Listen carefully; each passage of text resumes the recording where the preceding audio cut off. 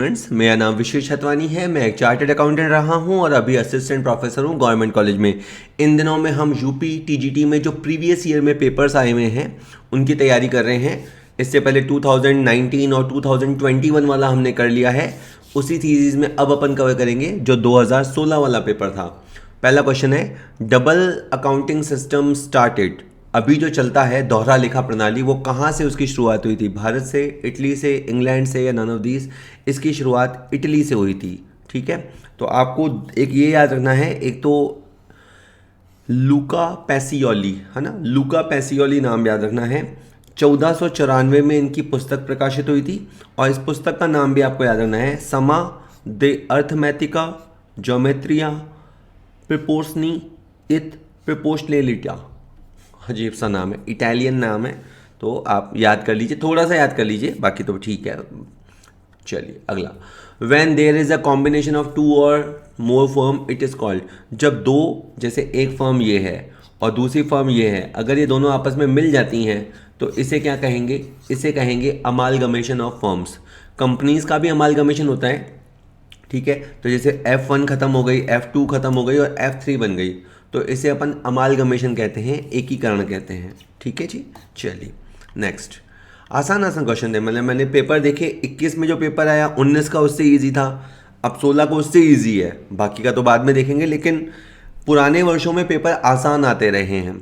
गौतम और महावीर एक फर्म में 5:3 के अनुपात में साझेदार थे। बड़ा धार्मिक सा क्वेश्चन बनाया है, गौतम बुद्ध और महावीर स्वामी, ऐसा लिखा नहीं है बट नामों से यही है। 5:3 में साझेदार थे। उन्होंने नवीन को 1/5 भाग के लिए साझेदार बनाया। साझेदारों का नया लाभ हानि अनुपात क्या होगा? तो इसमें ऐसा करते हैं, जैसे 1 रुपया होता है टोटल, उसमें से 1/5 अपन ने नवीन को दे दिया, तो अपने पास 4/5 बचा, ये शेष बचा। यानी नया मेहमान है, उसको पहले दे दिया 1/5, तो अपने पास क्या बचा? 4/5। अब ये किसका है? ये ऑब्वियस सी बात है, इन दोनों का है। तो ये जो बचा हुआ है मल्टीप्लाई 5/8, तो ये तो मिलेगा गौतम को, और ये जो बचा हुआ है मल्टीप्लाई 3/8, 5/8 और 3/8 मैं यहाँ से लाया, ये मिलेगा महावीर को। तो पहले को मल्टीप्लाई करें तो 20/40, दूसरे को मल्टीप्लाई करें तो 12/40। इसे यूं काउंट करते हैं, ये 20 है और ये 32 है। नीचे कितने हैं? 40, 32 हो गए, बाकी कितने बचे? 8। तो 20, 12, 32, तो 20, 12, 8, ये आपका आंसर होगा। ये डायरेक्ट ना हो तो पहले 2 से डिवाइड कर लेते हैं, 10, 6, 4, ये भी आंसर नहीं है तो और डिवाइड कर लेते हैं, 5, 3, 2। तो इसका बड़ा सिंपल सा आंसर है 5, 3, 2, बी इसका आंसर होगा। Profit is the reward for risk. लाभ जोखिम का पुरस्कार है। बिल्कुल सही बात है, जो जोखिम लेगा वही लाभ कमाएगा, जो जोखिम नहीं लेगा उसे लाभ नहीं होगा। मान लीजिए कोई एग्ज़ाम फॉर्म है, वो भरा जाना है, उसकी फ़ीस 3,000 रुपये है। हो सकता है कि आप फॉर्म भरें फिर भी आपका सिलेक्शन ना हो सकता है। हो सकता है कि आप फॉर्म भरें और आपका सिलेक्शन हो जाए, रिस्क है। लेकिन जो फॉर्म भरेगा उसका कुछ हो तो सकता है ना, जो फॉर्म ही नहीं भरेगा तो, या जो तैयारी ही नहीं करेगा तो उसका क्या होगा? कहने का मतलब है, जो जोखिम उठाता है उसी को लाभ होता है, जो हाथ पे हाथ धरे बैठा रहता है उसे ना लाभ होता है ना हानि होती है। पर मैं कहता हूँ एक ज़िंदगी है, एक ज़िंदगी में जितने रिस्क ले सकते हैं, और उसमें भी एक वर्ड होता है कैलकुलेटेड रिस्क, वो ले ही लेना चाहिए। खैर, लाभ उसी को मिलता है जो जोखिम लेता है, जोखिम लेने वाले के लिए पुरस्कार है लाभ। ये बात कही थी फ्रेडरिक बर्नार्ड हावले ने। ठीक है, तो FB हावले शॉर्ट में कह सकते हैं, पूरा नाम भी आ सकता है, तो याद रखिएगा। चलिए, profit loss ratio of ABC 5:3 B के अवकाश ग्रहण करने पे A और C का लाभ हानि अनुपात क्या होगा? ये इतना आसान होता है, जैसे ABC है, इनका आपस में है 5, 3, 2, इसने कहा B चला गया, तो B चला गया तो इस पर काटा कर दो, तो फिर क्या बचा? 5:2। ये हो गया आपका आंसर। कि सर इतना आसान होता है क्या? बिल्कुल इतना आसान होता है। थोड़ा इसको मुश्किल करें तो मैं आपको समझाता हूँ कि टेक्निकली क्या होता है। टेक्निकली होता है कि B चला गया, तो B के पास क्या था? 3/10, तो ये B ने क्या किया? त्याग। और ये हिस्सा कौन लेगा? A लेगा और C लेगा। अब क्वेश्चन या तो बता दे कि A और C ने कितना कितना लिया। अगर क्वेश्चन नहीं बताता है तो हम ये मानते हैं कि ये जो इसने छोड़ा है वो बाकी लोग लपक लेंगे 5:2 में। ठीक है, थोड़ा सा और बताता हूँ मैं आपको। तो इसका मतलब A के हिस्से में क्या आएगा? ये जो छोड़ के गया 3/10 मल्टीप्लाई 5/7, तो पहले को 15/70 पॉइंट का लाभ हुआ। अगर मैं सी की बात करूं तो ये जो छोड़ के गया उसका 2/7, 6/70 इसका लाभ हुआ। ठीक है, तो ये सर आपने क्या निकाल दिया, ये मैंने फ़ायदा निकाल दिया, ये मैंने फ़ायदा निकाल लिया। पहले का फ़ायदा आया है 15/70 और ये आया है, इसका फ़ायदा आया है 6/70। इतना जाने की ज़रूरत ही नहीं है। इसने केवल ये पूछा कि बताओ बी के जाने के बाद ए और सी का क्या होगा, तो ऐसा नहीं कि उनके गम में मर जाएंगे। बी गया तो गया, ए और सी फ्यूचर में 5:2 इन्जॉय करेंगे। अगर क्वेश्चन कुछ नहीं कहता है तो ये रेशो इनका न्यू रेशो भी कहलाएगा और ये रेशो इनका गेन रेशो भी कहलाएगा। और अगर फ़ायदा पूछा जाए, फ़ायदा एग्जैक्टली कितना हुआ, तो मैं जस्ट समझाने के लिए बताया कि बी जो छोड़ के गया है 3/10 उसका 5/7 भाग ए को मिलेगा, तो ए का फ़ायदा 15/70 है और सी का फ़ायदा 6/70 है। ठीक है, गोपनीयता की दृष्टि से व्यावसायिक संगठन का कौन सा स्वरूप श्रेष्ठ है? अगर आप कॉन्फिडेंशियलिटी रखना चाहते हो, अगर आप नहीं चाहते कि आपका सीक्रेट किसी के पास भी जाए, तो वो सीक्रेट बस हमारे को पता होना चाहिए, किसी को भी नहीं पता होना चाहिए। तो पार्टनरशिप में क्या होता है, आपके अलावा कोई तो होगा जिसके साथ आप अपना ट्रेड सीक्रेट शेयर करना ही पड़ेगा, दूसरा पार्टनर, तीसरा या बहुत सारे पार्टनर हो सकते हैं। तो पार्टनरशिप में सीक्रेट शेयर हो ही जाता है। कंपनी में भी बोर्ड ऑफ डायरेक्टर होता है, तो आप कोई डिसीजन क्यों ले रहे हो, आपकी स्ट्रैटेजी क्या है, वो आपके साथी लोगों को पता चली जाती है। लेकिन अगर कोई एकाकी व्यापारी है तो वो जो डिसीजन लेता है, उसने जो मूव लिया उसके बारे में बस उसे ही पता होता है कि उसने वो मूव क्यों लिया, उसके बारे में और किसी को पता नहीं होता। तो गोपनीयता के हिसाब से देखो तो सोल प्रोप्राइटरशिप, एकाकी व्यापार सबसे अच्छा होता है। अगला, साझेदार के अवकाश ग्रहण पर उसके हिस्से की ख्याति शेष साझेदारों के पूंजी खाते में किस अनुपात में डेबिट की जाएगी? तो मैं एक सिंपल सा एग्जांपल बताता हूँ। जैसे ए बी सी है, इनका रेशो 3:2:1 है। मान लो सी चला गया, थोड़ी देर के लिए मानते हैं सी चला गया, और ये भी कि उस समय गुडविल वैल्यू की गई और गुडविल मानी गई 1,20,000 की। तो पहले अपन सी का हिस्सा निकालेंगे और वो हिस्सा आ गया 20,000 रुपया। ठीक है, होता क्या है, जो जाता है, जिसने त्याग किया है इतने साल तक फर्म को जमाने के लिए, जिसने तपस्या की है, जो जा रहा है, हम उसके खाते को क्रेडिट करते हैं। ठीक है, और उसके जाने का जिनको फ़ायदा हुआ है उनको डेबिट करते हैं। तो ये जो रेशो है, जैसे मैं अभी बताया था, ये जो रेशो है ये न्यू रेशो भी है और यही इनका गेन रेशो भी है। ख्याति वाली एडजस्टमेंट प्रविष्टि में आप ध्यान रखिएगा, जो जा रहा है वो त्याग करता है, तो त्याग करने वाले को क्रेडिट किया जाता है, और जिनको उसके जाने का फ़ायदा हुआ है उन्हें फ़ायदे के अनुपात में डेबिट किया जाता है। तो फ़ायदे के अनुपात बोलते हैं या लाभ प्राप्ति अनुपात बोलते हैं, इंग्लिश में बोलते हैं गेनिंग रेशो। तो शेष रहे साझेदारों को गेनिंग रेशो में डेबिट किया जाता है। On dissolution, transfer of assets on firm is made by making realisation account. Firm के समापन पर संपत्तियों का हस्तांतरण करने पर वसूली खाते को डैश डैश किया जाता है। देखो ये बैलेंस शीट है, बैलेंस शीट में मैं थोड़ा आपको नमूना बताता हूँ। यहाँ मशीन होगी, डेटर होगा, स्टॉक होगा। मैं हमेशा कहता हूँ आपको याद रखना चाहिए, ये जो असेट्स होती है ना, उनका बाय डिफ़ॉल्ट डेबिट नेचर होता है। असेट्स का डेबिट नेचर होता है, ये बात कस के याद रखनी है। जैसे आपको यूं याद है ना कि एप्पल लाल होती है, मैंगो येलो होती है, जिस तरह से आपको ये याद है मिल्क वाइट होता है, वैसे ये क्लियर रखो कि असेट्स डेबिट होती है।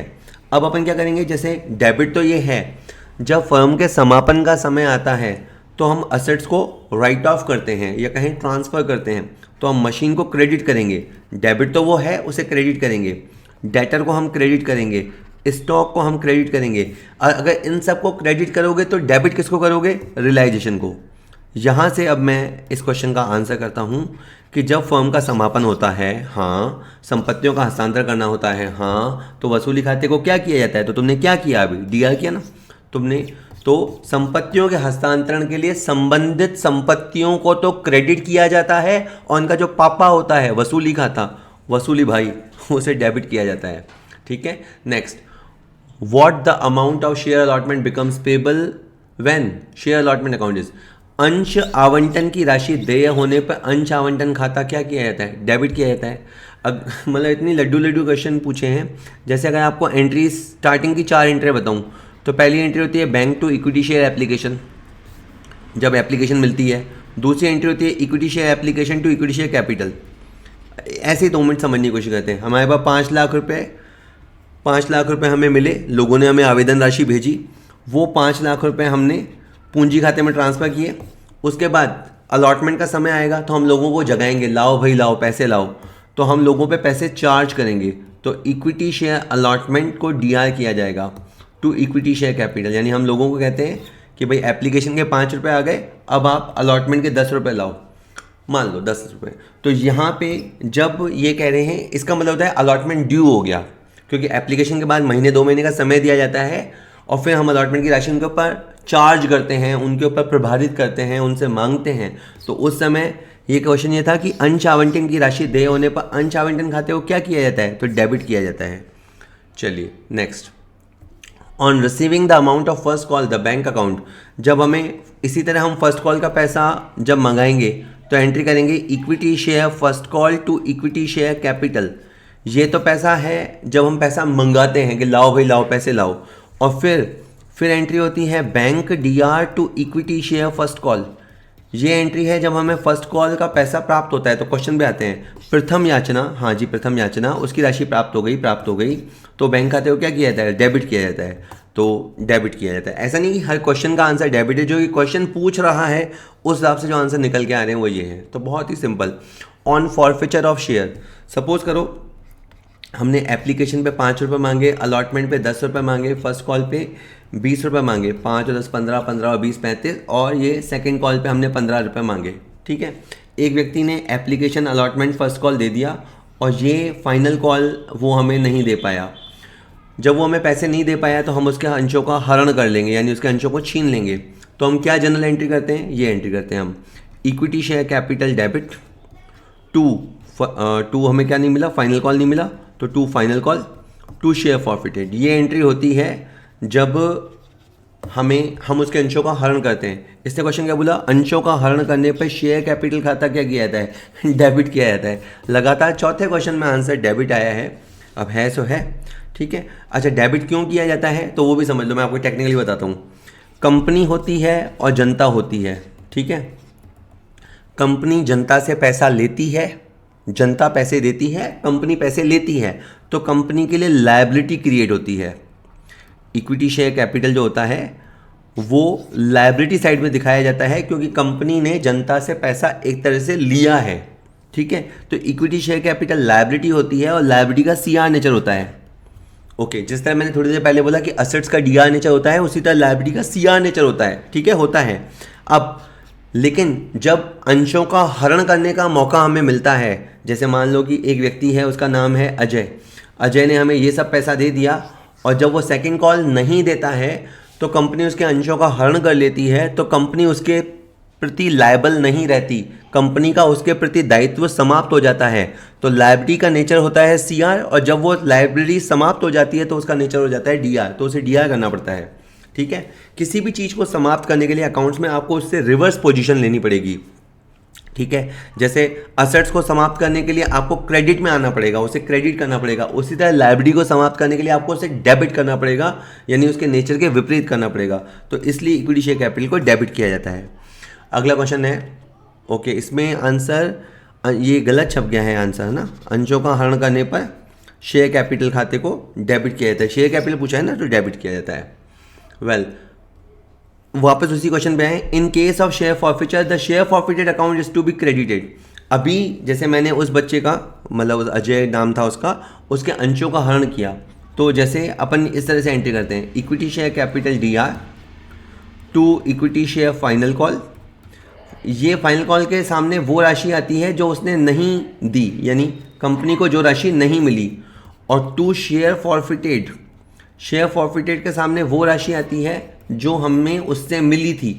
ठीक है, अगर कहानी माने, अगर थोड़ी देर पहले वाली कहानी लें तो 15 रुपये उससे हमें नहीं मिले, तो ये 15 रुपये तो वो हैं जो नहीं मिले, और ये 35 रुपये हैं वो हमें मिले। तो आपको ये तीनों याद करने हैं। इक्विटी शेयर कैपिटल को डेबिट किया जाता है मांगी गई राशि से, ऑलवेज रिमेंबर, अंश हरण में इक्विटी शेयर कैपिटल को डेबिट किया जाता है मांगी गई राशि से।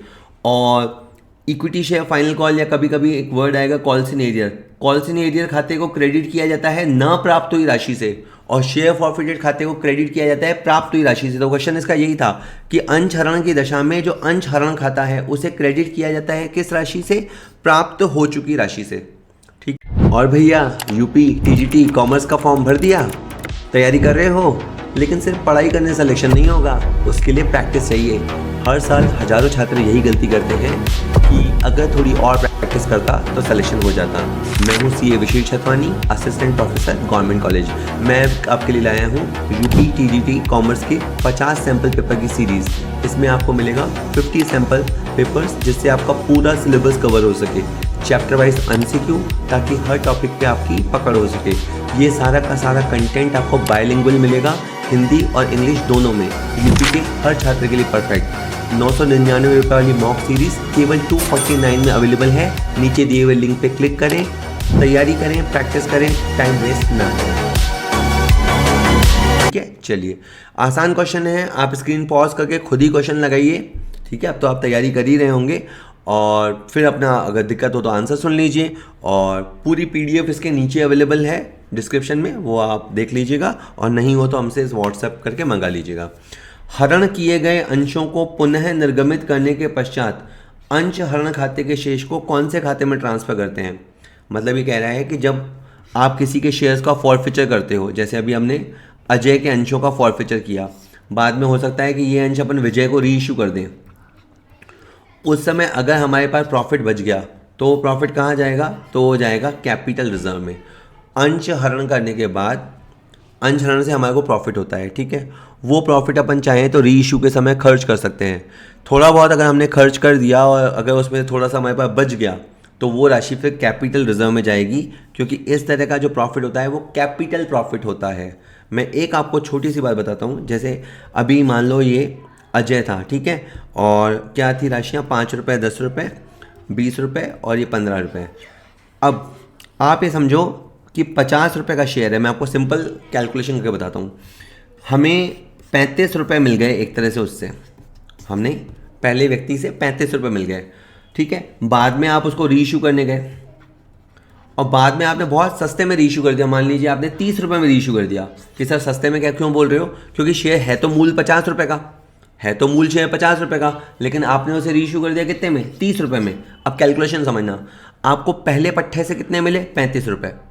दूसरे पट्टे से कितने मिले? 30 रुपये। दोनों से मिला के कितने मिले? 65 रुपये। शेयर था कितने का? 50 का। नेट फायदा कितने का हुआ? 15 रुपये का। वो कहाँ जाएगा? वो जाएगा कैपिटल रिजर्व में। इसी को बोलते हैं पूंजीगत लाभ। ठीक है, चलो अगला क्वेश्चन है, राम के पास 100 रुपये वाले 50 अंश हैं जिन पे 80 रुपये प्राप्त हो चुके हैं। बहुत बढ़िया बात है। उसके बाद 50 शेयर्स थे, 100 का क्वेश्चन था, 80 तो हमें मिल गया। अंतिम याचना की राशि न मिलने पे इन अंशों का हरण कर लिया। बताओ, थोड़ा सा चूक गया, जैसे मान लो कोई आदमी 2 रन से मैच हार जाता है तो 20 रुपये वो नहीं दे पाया, तो इस दशा में अंश हरण खाता कितनी राशि से क्रेडिट किया जाएगा? तो मैं तो हरण की एंट्री सीधी बोलता हूँ, इक्विटी शेयर कैपिटल DR करेंगे। 2 क्या नहीं मिला? Final call. और जो मिल गया उसे क्या कहेंगे? Share forfeited. तो शेयर फॉरफिटेड के सामने मैंने क्या बताया कि आप उसके बाद कितने अंश हैं? 50 रुपये हैं, उससे आपको कितने रुपये मिल चुके? 80 रुपये मिल चुके। तो 5 × 40 और उसके बाद 2 जीरो। तो हम शेयर फॉरफिटेड खाते को 4000 से क्रेडिट करेंगे। और पूछता कि फाइनल कॉल को कितने से क्रेडिट करेंगे? तो 50 अंशों पे हमें क्या नहीं मिला? हमें 20 रुपये नहीं मिले, यानी हमें 1000 रुपये नहीं मिला। और अगर वो ये पूछता कि इक्विटी शेयर कैपिटल को कितने से डेबिट करेंगे, क्योंकि वो कुछ भी पूछ सकता है, तो बी रेडी फॉर ऑल। तो यानी है ना, ठीक है, अभी किस क्वेश्चन में 4000 रुपये इसका आंसर है। यदि 10 रुपये सममूल्य का अंश 12 रुपये में बेचा जाता है, ठीक है, इसको सममूल्य नहीं अंकित मूल्य बोलना चाहिए। यदि 10 रुपये अंकित मूल्य का एक अंश 12 रुपये में बेचा जाता है तो 2 रुपये की राशि को क्या बोलते हैं? प्रीमियम। जो भी आप ऊपर से चार्ज करते हो, जैसे फेस वैल्यू, जैसे अपन इसको सिंपल समझो, एक 500 का नोट है, ठीक है, तो 500 रुपये उसकी फेस वैल्यू है। पता नहीं उस नोट में शाइनिंग ज़्यादा है या उस नोट के नंबर कुछ खास हैं, तो आपने किसी को कहा 600 में लेगा क्या? कोई लेगा नहीं, बट मान लेते हैं कि कोई खास नंबर है तो 600। जैसे कार वगैरह आप खरीदने जाओगे तो कार में कभी कभी कुछ स्पेशल नंबर होते हैं, तो उन नंबर्स के लिए फिर एक्स्ट्रा पैसे देने पड़ते हैं। तो 500 का चीज़ अगर 600 रुपये में जा रहा है तो जो 100 रुपये है उसे प्रीमियम कहते हैं, हिंदी में इसे प्रब्याजी कहते हैं। तो बस यही है, जो 2 रुपये है उसे क्या कहा जाएगा? प्रीमियम कहा जाएगा। नेक्स्ट क्वेश्चन, कंपनी अधिनियम कब लागू हुआ? 1950, 1952, 1956, 1958। तो ये पुराना क्वेश्चन है। हालांकि 2016 में भी ये क्वेश्चन नहीं पूछा जाना चाहिए था और ऑप्शन में समथिंग इस तरह के ऑप्शन होने चाहिए थे, क्योंकि देखो अभी जो चल रहा है वो कंपनी एक्ट 2013 है। इससे पहले जो था वो था कंपनी एक्ट 1956। उससे पहले जो कंपनी था वो था कंपनी एक्ट 1913। तो अभी के क्वेश्चन में तो 1956 आंसर हो जाएगा, लेकिन आप इसकी तारीखें याद रख के जाना, ठीक है। वो क्वेश्चन हो गया ख़त्म, इसका आंसर तो आपका सी हो गया। और अब आप देख लीजिए भारत में जो नया कंपनी एक्ट अभी लागू है वो कंपनी एक्ट 2013 है। उसने कंपनी अधिनियम 1956 का स्थान लिया, मतलब उसको रिप्लेस कर चुका है। 29 अगस्त 2013 को भारतीय संसद द्वारा पारित कर दिया गया और 12 सितंबर 2013 से चरणबद्ध तरीके से लागू किया गया, मतलब कंपनियों पे लागू होता जा रहा है, ठीक है। पहले बड़ी कंपनियों को लपेटे में लिया, फिर ऐसे, मतलब अब तो सारी कंपनियों पर लागू हो चुका है, ठीक है। तो 29 अगस्त 2013 और 12 सितंबर 2013 ये दोनों तारीखें याद रखनी है। How is the amount to be paid to the land owner determined? इतनी देर में पहला जो ढंग का क्वेश्चन आया है ना वो आया है, ठीक है। ऑप्शंस भी हैं इसलिए मैं बहुत आराम से इसको बताऊंगा। सपोज़ करो कि आपकी है ना 4 रुपये या कहते हैं 40 रुपये, 40 रुपये प्रति टन रॉयल्टी तय हुई वर्सेस एमआर था 1 लाख रुपया, ठीक है। आराम से पढ़ेंगे, कोई जल्दी नहीं करेंगे। 2024 में आपने 2000 टन स्टोन निकाला, 2000 टन आपने स्टोन निकाला, तो आपकी जो रॉयल्टी बनी वो लॉजिकली 80,000 बनी, ठीक है। जो आपने माल निकाला उस हिसाब से क्या भी रॉयल्टी बनी 80,000 रुपये, लेकिन चूंकि मिनिमम रेंट 1 लाख रुपए तय था, ठीक है, तो ये 20,000 को अपन कहेंगे शॉर्ट वर्किंग, क्योंकि ये भी हमें सीखना है कि शॉर्ट वर्किंग लघु कार्य किसे कहते हैं। तो 20,000 को शॉर्ट वर्किंग कहेंगे। और अभी क्या होगा, अभी आपको 1 लाख का पेमेंट करना पड़ेगा। ये हो गई एक बात, ठीक है, एक बात हो गई। अब बात ये समझो कि आपने इस साल एक तरह से 20,000 रुपये फालतू दिए हैं। जनरली क्या होता है, अग्रीमेंट इस तरह का होता है कि बाद के वर्षों में आप इसको 20,000 को वसूल कर सकते हो। अगर आप आगे इस साल आपने प्रोडक्शन कम किया, लेकिन अगर आपने आगे प्रोडक्शन अच्छा किया तो आप इस 20,000 को वसूल कर सकते हैं। अब थोड़ा अपन ये करते हैं कि 2025 में अपन ने खूब मेहनत की और अपन ने 36,000 टन उत्पादन किया, समझना 36,000 टन उत्पादन किया। तो अब 3600 टन, तो 36 चौक 36 72 144, 1,44,000 रॉयल्टी बनी, ठीक है। तो वो आ जाएगा आपके पास उठ के कि लाओ 1,44,000 पे लाओ, क्योंकि 1 लाख तो मिनिमम रेंट है, 1 लाख तो देना ही देना है। पर आपने प्रोडक्शन ज़्यादा किया, एक्सट्रैक्शन ज़्यादा किया, खनन ज़्यादा किया, तो आपको 1,44,000 देने पड़ेंगे। तब आप उसको क्या बोलोगे, अरे सर वो मैंने आपको पिछले साल 20,000 फालतू भी तो दिए थे, मुझे उसको एडजस्ट करने का मौका दो, उसको रिकूप करने का मौका दो। तो 20,000 रुपये आप वो एडजस्ट कर पाओगे और अब आपको 1,24,000 रुपये देने पड़ेंगे। तो मैं आपको समझा पाया कि आप एक बार के लिए कितने रुपए देने वाले थे, रॉयल्टी की राशि या मिनिमम रेंट, दोनों में से जो ज़्यादा हो। तो प्राइमा फेसी तो यानी पहली नज़र में तो आपको 1,44,000 से 1 लाख में से जो ज़्यादा हो वो देना पड़ेगा। लेकिन अगर कोई लघु कार्य था और आप उसकी वसूली कर रहे हो तो आप उसको एडजस्ट कर पाओगे। तो जो ऑप्शन दिए हैं उसमें डी ऑप्शन बिल्कुल दे रखे, सही दे रखा है कि रॉयल्टी की राशि कितनी होगी, अधिकार शुल्क या न्यूनतम किराया, दोनों में से जो भी ज़्यादा हो। यानी यहाँ तक तो ये चल रहा है 1,44,000 रुपये या 1 लाख रुपये, जो भी ज़्यादा हो। तो 1,44,000 माइनस वसूल किए गए लघु कार्य की राशि, आपको पैसा वसूल करने को मौका मिल गया तो आप वसूल कर लो, ठीक है। चलिए हो गया है, डी आंसर रहेगा। अच्छा, the minimum rent amount is determined on the basis of which of the following. भाई ये मिनिमम रेंट कैसे तय किया जाता है, तो मिनिमम रेंट समय के आधार पर भी तय कर सकते हैं, क्षेत्रफल के आधार पर भी तय कर सकते हैं। सपोज करो मैंने बुक लिखी, ठीक है, मैंने बुक लिखी, मैंने सामने वाले को कहा कि भैया देखो मैं है ना कम से कम 10 रुपये पर कॉपी, 10 रुपये पर कॉपी कम से कम रॉयल्टी लूँगा वर्सेस 1 लाख रुपये पर एनम मिनिमम। मतलब आप कोशिश करो किताबें ज़्यादा से ज़्यादा बिके। अब मैं कहानी बताता हूँ, अगर सपोज करो 8,000 किताबें बिकी, 8,000 किताबें बिकी तो मेरे को 80,000 मिलेगा। लेकिन मैंने क्या कह रखा है कि मेरे को कम से कम 1 लाख रुपये चाहिए, 1 लाख रुपये साल का चाहिए। तो ये मैंने समय के आधार पर तय किया है कि 1 लाख रुपये मेरे को समय के आधार पर कम से कम चाहिए, ठीक है। इसी तरह से आप क्षेत्रफल के आधार पर तय कर सकते हो। आपके पास कोई ठेकेदार आया, उसने कहा मैं स्टोन निकालूंगा, तो मैंने कहा कितना निकालेगा, उसने कैलकुलेशन बताई, तो मैंने कहा कम से कम मैं तेरे से 40,000 रुपये प्रति एकड़ तो चार्ज करूँगा। तो अगर मान लीजिए ये 4 लाख कर लो, 4 लाख प्रति एकड़, तो अगर मैंने उसको 5 एकड़ ज़मीन दी है, 4 लाख रुपये प्रति एकड़ 5 एकड़ दी है तो मैं कम से कम 20 लाख रुपए तो उससे चार्ज करूंगा ही करूंगा। अब के बाद मैंने क्षेत्रफल के आधार पे चार्ज किए, तो समय अथवा क्षेत्रफल के आधार पे minimum rent can be determined. उसके बाद है लघु कार्य खाते के शेष को दर्शाया जाता है। अगर आपको पहले साल का क्वेश्चन ध्यान हो तो उसमें प्रोडक्शन के हिसाब से रॉयल्टी बनी 80,000 रुपये, लेकिन मिनिमम रेंट के प्रॉमिस की वजह से आपको 1 लाख रुपये देना पड़ा। तो ये जो 20,000 रुपये आपने दिया ये शॉर्ट वर्किंग है, तो ये आपने 20,000 रुपये फालतू दे दिया। पहली नज़र में आपको लगेगा कि यार ये 20,000 मेरा डूब गया, ये 20,000 मेरे को फालतू देना पड़ गया, मेरे को नुकसान हो गया। लेकिन अगर आने वाले वर्षों में आप इसे एडजस्ट कर सकते हो तो फिर इसे असेट्स की तरह ट्रीट किया जाएगा।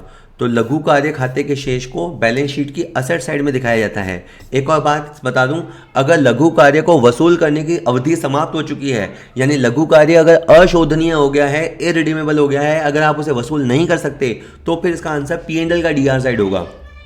तो P&L का DR कब होगा? अगर अशोधनीय लघु कार्य बोले, यानी अगर शॉर्ट वर्किंग को रिकूप करने की अवधि समाप्त हो गई है तो P&L आंसर होगा। इसने क्वेश्चन में ऐसा कुछ नहीं कहा था, इसलिए शॉर्ट वर्किंग की राशि को आप बैलेंस शीट की असेट साइड में दिखाओगे।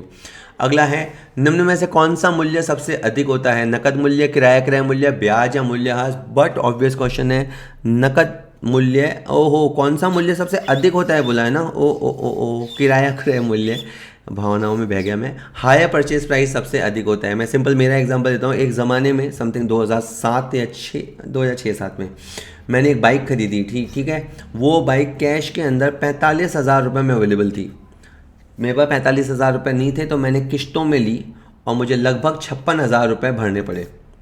तो cash price 45,000, hire purchase price 56,000, अगर ब्याज निकालो तो कितना हो गया? 11,000 रुपये। और डेप्रीसिएशन निकालेंगे जो कि कैश प्राइस पे काउंट होता है, अगर 10% भी डेप्रीसिएशन माने तो 4500।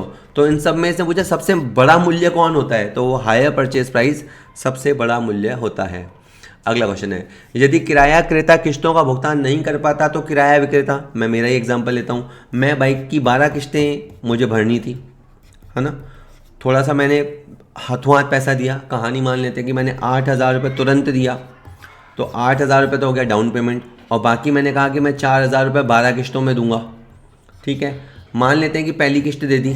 आपको पता है किराया क्रय में पहली किश्त जो आप दोगे उसे किराया माना जाता है, दूसरी किश्त को किराया माना जाता है, यानी जो शुरुआती 11 किश्तें होती है उसे किराया माना जाता है। मान लीजिए 5 किश्तें चुकाने के बाद मैं राशि देने से मना कर देता तो क्या होता? वो बाइक उठा के ले जाता, क्योंकि किराया क्रय में आप संपत्ति के स्वामी लास्ट में बनते हो। तो अगर ये क्वेश्चन कह रहा है कि अगर खरीदने वाला किश्तों का भुगतान नहीं कर पाता तो किराया विक्रेता क्या कर सकता था? वो अपनी संपत्ति वापस ले सकता है। बिल्कुल सही है, बी आंसर है। आगे है यही क्वेश्चन उसी से जुड़ा हुआ, किराया क्रय पद्धति में क्रेता को स्वामित्व का प्राप्त होता है। तो हायर परचेज अग्रीमेंट में जब हम अंतिम किश्त चुका लेते हैं और हमारे को NOC इशू हो जाती है, नो ऑब्जेक्शन सर्टिफिकेट इशू हो जाता है, तो अंतिम किश्तों का भुगतान करने पे खरीदने वाले को स्वामित्व मिलता है। यानी ये घुमा के क्वेश्चन पूछे तो वो अंतिम किश्त के भुगतान तक स्वामित्व किसका बना रहता है? बेच देने के बाद भी विक्रेता का ही स्वामित्व बना रहता है, और लास्ट किश्त के पेमेंट के बाद ही क्रेता को स्वामित्व प्राप्त होता है। अगला क्वेश्चन है, कंपनी के पार्षद सीमा नियम में कौन सी पूंजी का उल्लेख होता है? तो कंपनी का जो MOA होता है, मेमोरेंडम ऑफ एसोसिएशन, उसमें बहुत सारे वाक्य होते हैं, मुख्यतः 6 वाक्य होते हैं। नाम वाक्य, पूंजी वाक्य, स्थान वाक्य, अभिदाता वाक्य, दायित्व वाक्य, इस तरह का। उसमें जो पूंजी वाक्य होता है उसमें अधिकृत पूंजी होती है, ये कंपनी की मैक्सिमम कैपिटल होती है। अगर किसी ने कंपनी ने अपने MOA में 50 करोड़ रुपया लिख रखा है तो इसका मतलब है ये कंपनी जनता से मैक्स टू मैक्स 50 करोड़ रुपया ही ले सकती है, नॉट बियॉन्ड दैट। इसको इंग्लिश में authorise capital, maximum capital, registered capital, nominal capital, ये चारों इसी के नाम हैं। हिंदी में हो जाएंगे अधिकृत पूंजी, अधिकतम पूंजी, पंजीकृत पूंजी, नाम मात्र की पूंजी, ये सारे इसी के नाम हैं सर। चलिए भारत में 1 रुपये का नोट किसके द्वारा जारी किया जाता है? वैसे तो सारे के सारे नोट RBI जारी करता है, पर 1 रुपये का नोट वित्त मंत्रालय, भारत सरकार का वित्त मंत्रालय जारी करता है। आगे है, मुद्रास्फीति इन्फ्लेशन का सबसे बुरा प्रभाव पड़ता है अमीर पे? नहीं। निर्धन पे? हाँ। देखो, गरीब आदमी पे महंगाई का सबसे ज़्यादा प्रभाव पड़ता है। आप कहेंगे सर सब पे पड़ता होगा, नहीं, एक्चुअली क्या होता है, जो पैसे वाले लोग होते हैं ना, पैसे वाले लोग होते हैं, उनके पास कुछ असेट्स होते हैं, ठीक है, उनके पास कुछ असेट्स होते हैं, तो वो पैसे को क्या कर देते हैं, इन्वेस्ट कर देते हैं। तो अगर इन्फ्लेशन होता है तो इनका धन भी ग्रो करता है, ठीक है, मतलब इनका भी खर्चा तो बढ़ता है, अमीर आदमियों का भी खर्चा तो ऊपर जाता है, पर साथ साथ इनकी आमदनी भी ऊपर जाती है। लेकिन जो लो इनकम ग्रुप वाले लोग होते हैं, या खास करके फिक्स इनकम वाले ग्रुप वाले लोग होते हैं, उनका क्या होता है, उनकी इनकम तो आ रही होती है फिक्स, खर्चे पे उनका भार बढ़ता जाता है। तो इसीलिए निर्धन वर्ग को, गरीबियों को महंगाई जो है वो ज़्यादा हिट करती है। जो इन्वेस्टर्स होते हैं उनको इतनी हिट नहीं करती। डॉक्टर्स वगैरह भी अपनी फ़ीस बढ़ा देंगे तो वो अपनी इनकम को प्रोपोर्शनेटली बढ़ा लेंगे, तो उनको भी इतना हिट नहीं करेगी। निर्धन वर्ग को ज़्यादा लोड आता है महंगाई का। तो स्टूडेंट, अगर आप इसी तरह के क्वेश्चनों की तैयारी करना चाहते हैं तो आपको 2 काम करने होंगे। सबसे पहले प्ले स्टोर पे जाके हमारा कॉमर्स पॉइंट ऐप है, जिसका लोगो इस तरह का दिखाई देता है। सबसे पहले आप हमारा ऐप डाउनलोड कर लीजिए, एब्सोल्युटली फ्री, नो कॉस्ट। उसके बाद आप वहाँ पे स्टोर में जाके इस कोर्स को सर्च कीजिएगा, यूपी टीजीटी प्रैक्टिस पेपर 2025। इस कोर्स में आपको 5000 से भी ज़्यादा MCQ मिलेंगे। हमने चैप्टर वाइज MCQ प्रोवाइड करवाए हैं। उसके अलावा आपको उसके अंदर 50 सैम्पल पेपर मिलेंगे। तो पिछले 10 अटैम्प्ट में जिस तरह के क्वेश्चन आए हैं, जिस तरह का लेवल आया है, उसको ध्यान में रखते हुए हमने 50 सैम्पल पेपर्स डिज़ाइन किए हैं। ये सारे सैम्पल पेपर आपको बाइलिंगुअल मिलेंगे, यानी वो क्वेश्चन हिंदी में भी हैं, और अगर आप इंग्लिश मीडियम के भी हैं तो कोई दिक्कत नहीं आएगी, हर क्वेश्चन आपको बाइलिंगुअल मिलेगा। और अगर आप मोबाइल पे देखना चाहें तो मोबाइल पे भी देख सकते हैं, और अगर आप टैबलेट, लैपटॉप या डेस्कटॉप पे भी अगर उसे व्यू करना चाहें तो आप आराम से देख सकते हैं, कोई दिक्कत नहीं है। बहुत ही नॉमिनल इसकी फ़ीस रखी गई है, और आप आराम से इसमें से तैयारी करके आप मान के चलिए कि इन क्वेश्चनों के अलावा कोई क्वेश्चन बाहर से नहीं आएगा, क्योंकि इतनी डिटेल्ड प्रैक्टिस करवाई गई है। तो ज़रूर एक बार प्ले स्टोर पे जाके ऐप डाउनलोड कीजिएगा। ठीक है सर, चलिए आगे कंटिन्यू करते हैं। 26वां question, when was NABARD established? NABARD की स्थापना कब हुई? जुलाई 1980 में, मार्च 1982 में, 12 जुलाई 1982 को, या 14 जुलाई 1983 को? तो इसकी स्थापना हुई है 12 जुलाई 1982 को। ठीक है, ये आपको याद रखना है। बी शिवरमन कमेटी की अनुशंसा के आधार पे। तो कभी कभी यूँ पूछ लेता है कि नाबार्ड की स्थापना किसकी अनुशंसा के आधार पे की गई, तो बी शिवारमन या शिवारमन कमेटी की अनुशंसाओं के आधार पे। The head office of RBI is located at. ठीक है, RBI ये कहें central bank and commercial bank अपने कोर्स में है, तो हेड ऑफिस कहाँ है? दिल्ली में, मुंबई में, कोलकाता में, चेन्नई में? मुंबई में। आप सबको पता है कि भारत की राजधानी दिल्ली है, लेकिन जो आर्थिक राजधानी है वो मुंबई कहलाता है। तो ठीक है, तो आपका ये जो RBI का ऑफिस है, हेड ऑफिस, वो मुंबई में ही है। नेक्स्ट क्वेश्चन, क्रेता की पुस्तकों में संपत्ति की मूल कीमत से संपत्ति खाता डेबिट किया जाता है, और कुल ब्याज की धनराशि से डैश डैश खाता डेबिट किया जाता है। तो सपोज़ करो मैंने किश्त पद्धति पे कार खरीदी, एक ज़माने में मैंने मोटरसाइकिल खरीदी थी, और बाद में एक ज़माने में मैंने कार भी खरीदी थी। वो कार 4.25 लाख रुपए की थी, और 1 लाख रुपए ब्याज था। तो मैं क्या एंट्री करूँगा? कार अकाउंट DR 4.25 लाख रुपए से, और इसके अलावा जो इंटरेस्ट मुझे टोटल भुगतना है उसे मैं इंटरेस्ट सस्पेंस खाते में DR करूँगा, और 2 मुझे जो वेंडर को देना है। मान लेते हैं कि ये जो कार मैंने खरीदी है, मैंने किश्त पद्धति में खरीदी, तो मैं वेंडर को टोटल 5.25 लाख रुपए दूंगा। तो जो टोटल ब्याज है उसे इंटरेस्ट सस्पेंस अकाउंट में DR किया जाता है। बाद में जैसे जैसा महीना या साल होता जाता है, EMI ड्यू हो जाती है, तब हम इंटरेस्ट को DR करके इंटरेस्ट सस्पेंस को CR करते हैं। मान लो पहली किश्त के अंदर ब्याज की राशि शामिल है से 6,000 रुपये, तो बाद में 6,000 रुपये से एंट्री होगी इंटरेस्ट टू इंटरेस्ट सस्पेंस। लेकिन इसने मूल ये पूछा था कि असेट्स की जो ओरिजिनल कीमत होती है, जो कैश प्राइस होती है, उससे तो अपन असेट्स को DR करते हैं, और जो टोटल ब्याज है उसे किस खाते में DR करते हैं? तो ब्याज उच्चंती खाता इंटरेस्ट सस्पेंस अकाउंट लिखते हैं। अगला क्वेश्चन है, statistics means only data, only statistical methods, both of the above. States के अंदर हम समंकों पे भी बात करते हैं, और उन समंकों से जब हम मीन, मीडियन, मोड, ये सब कैलकुलेट करते हैं। तो स्टैटिस्टिकल मेथड्स होते हैं, रिग्रेशन, प्रोबेबिलिटी, ऐसे बहुत सारी, correlation, central tendency, measure of dispersion, ये सब स्टैटिस्टिकल मेथड्स होते हैं उन डेटास को समझने के लिए। तो स्टैटिस्टिक में इन दोनों पे ही बात की जाती है। स्टैटिस्टिक का मतलब समंक से और सांख्यिकी विधियाँ दोनों से है। अगला question, which of the following is studied in statistics? Quantitative data के क्वालिटेटिव डेटा की दोनों सांख्यिकी में आप दोनों का अध्ययन कर सकते हो। मैं कुछ उदाहरण बताता हूँ। देखिए, ऐसे तथ्य जो संख्याओं में होते हैं, जैसे आय, जैसे मान लो मैं ये निकालूं कि हमारे कॉलोनी में कितने लोग हैं जो 1,000 रुपये रोज़ का कमाते हैं, कितने लोग हैं जो रोज़ के 1,500 कमाते हैं, कितने लोग रोज़ के 2,000 कमाते हैं। तो इनकी एक संख्या आएगी कि इतने कमाने वाले 8 लोग हैं, इतने कमाने वाले 6 लोग हैं, इतने कमाने वाले 4 लोग हैं। यानी यहाँ पे हमने संख्याओं की फ्रीक्वेंसी निकाली, या हम ऊंचाई निकालें कि क्लास में 5 फुट वाले कितने बच्चे हैं, 5.5.2 फुट वाले कितने बच्चे हैं, ऐसे। ठीक है, तो ये तो हो गए आंकड़ों। ठीक है, इसी तरह से कुछ गुणात्मक तथ्य होते हैं जो संख्याओं में नहीं होते बल्कि गुणों के आधार पर वर्गीकृत किए जाते हैं, जैसे लिंग। जैसे हाँ, हमारी क्लास में मेल कितने हैं, फीमेल कितने हैं, और बाय द वे ट्रांसजेंडर है तो ट्रांसजेंडर कितने हैं। ठीक है, इसी तरह से शिक्षा का स्तर कि हमारे मोहल्ले में कितने लोग हैं जो 10th पास हैं, कितने हैं जो 12th पास हैं, कितने ग्रेजुएट हैं, कितने पीजी हैं। ठीक है, या संतोष स्तर कि आप, जैसे एक रेस्टोरेंट वाला भरवाता है कि फीडबैक दीजिए कि कैसा लगा sir, poor, average, good, excellent. ये तो मतलब सांख्यिकी में हम संख्यात्मक तथ्यों को भी व्यक्त कर सकते हैं और गुणात्मक तथ्यों को भी व्यक्त कर सकते हैं। ठीक है, तो इसकी ये उपरोक्त तो दोनों आएगा।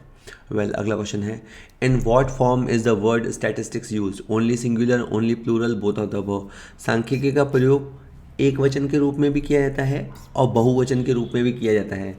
जब हम किसी सांख्यिकी को किसी विधि के रूप में या किसी विषय के रूप में पढ़ते हैं तो वो सिंगुलर सेंस में होता है, और जब हम सांख्यिकी समंक के बारे में बात करते हैं तो वो प्लूरल सेंस में होता है। तो सांख्यिकी शब्द का प्रयोग सिंगुलर और प्लूरल दोनों सेंस में किया जाता है। ठीक है, statistic can truly be called the science of means? Science of means, माध्यों का विज्ञान। बाउले ने ये बातें की थी कि सांख्यिकी वास्तव में माध्यों का विज्ञान है। सांख्यिकी में बेसिकली एवरेजेस निकाले जाते हैं, पर चूंकि परिभाषा है तो परिभाषा को आप तोड़ मरोड़ नहीं सकते, जैसा लिखा हुआ है वैसा ही पढ़ना होता है। तो उन्होंने कहा था सांख्यिकी क्या है, भाई सांख्यिकी में संख्याएं होती हैं और संख्याओं के बाद अपन एवरेजिंग करते हैं। तो उन्होंने कहा था सांख्यिकी को वास्तविक रूप से माध्यों का विज्ञान कहा जा सकता है। ठीक है, एक अर्थशास्त्री और थे, सांख्यिकी और थे, उन्होंने कहा था सांख्यिकी संभावनाओं का विज्ञान है। तो ये कि इन्होंने कहा था वो बताना आप मुझे। इसका तो आंसर बाउले था।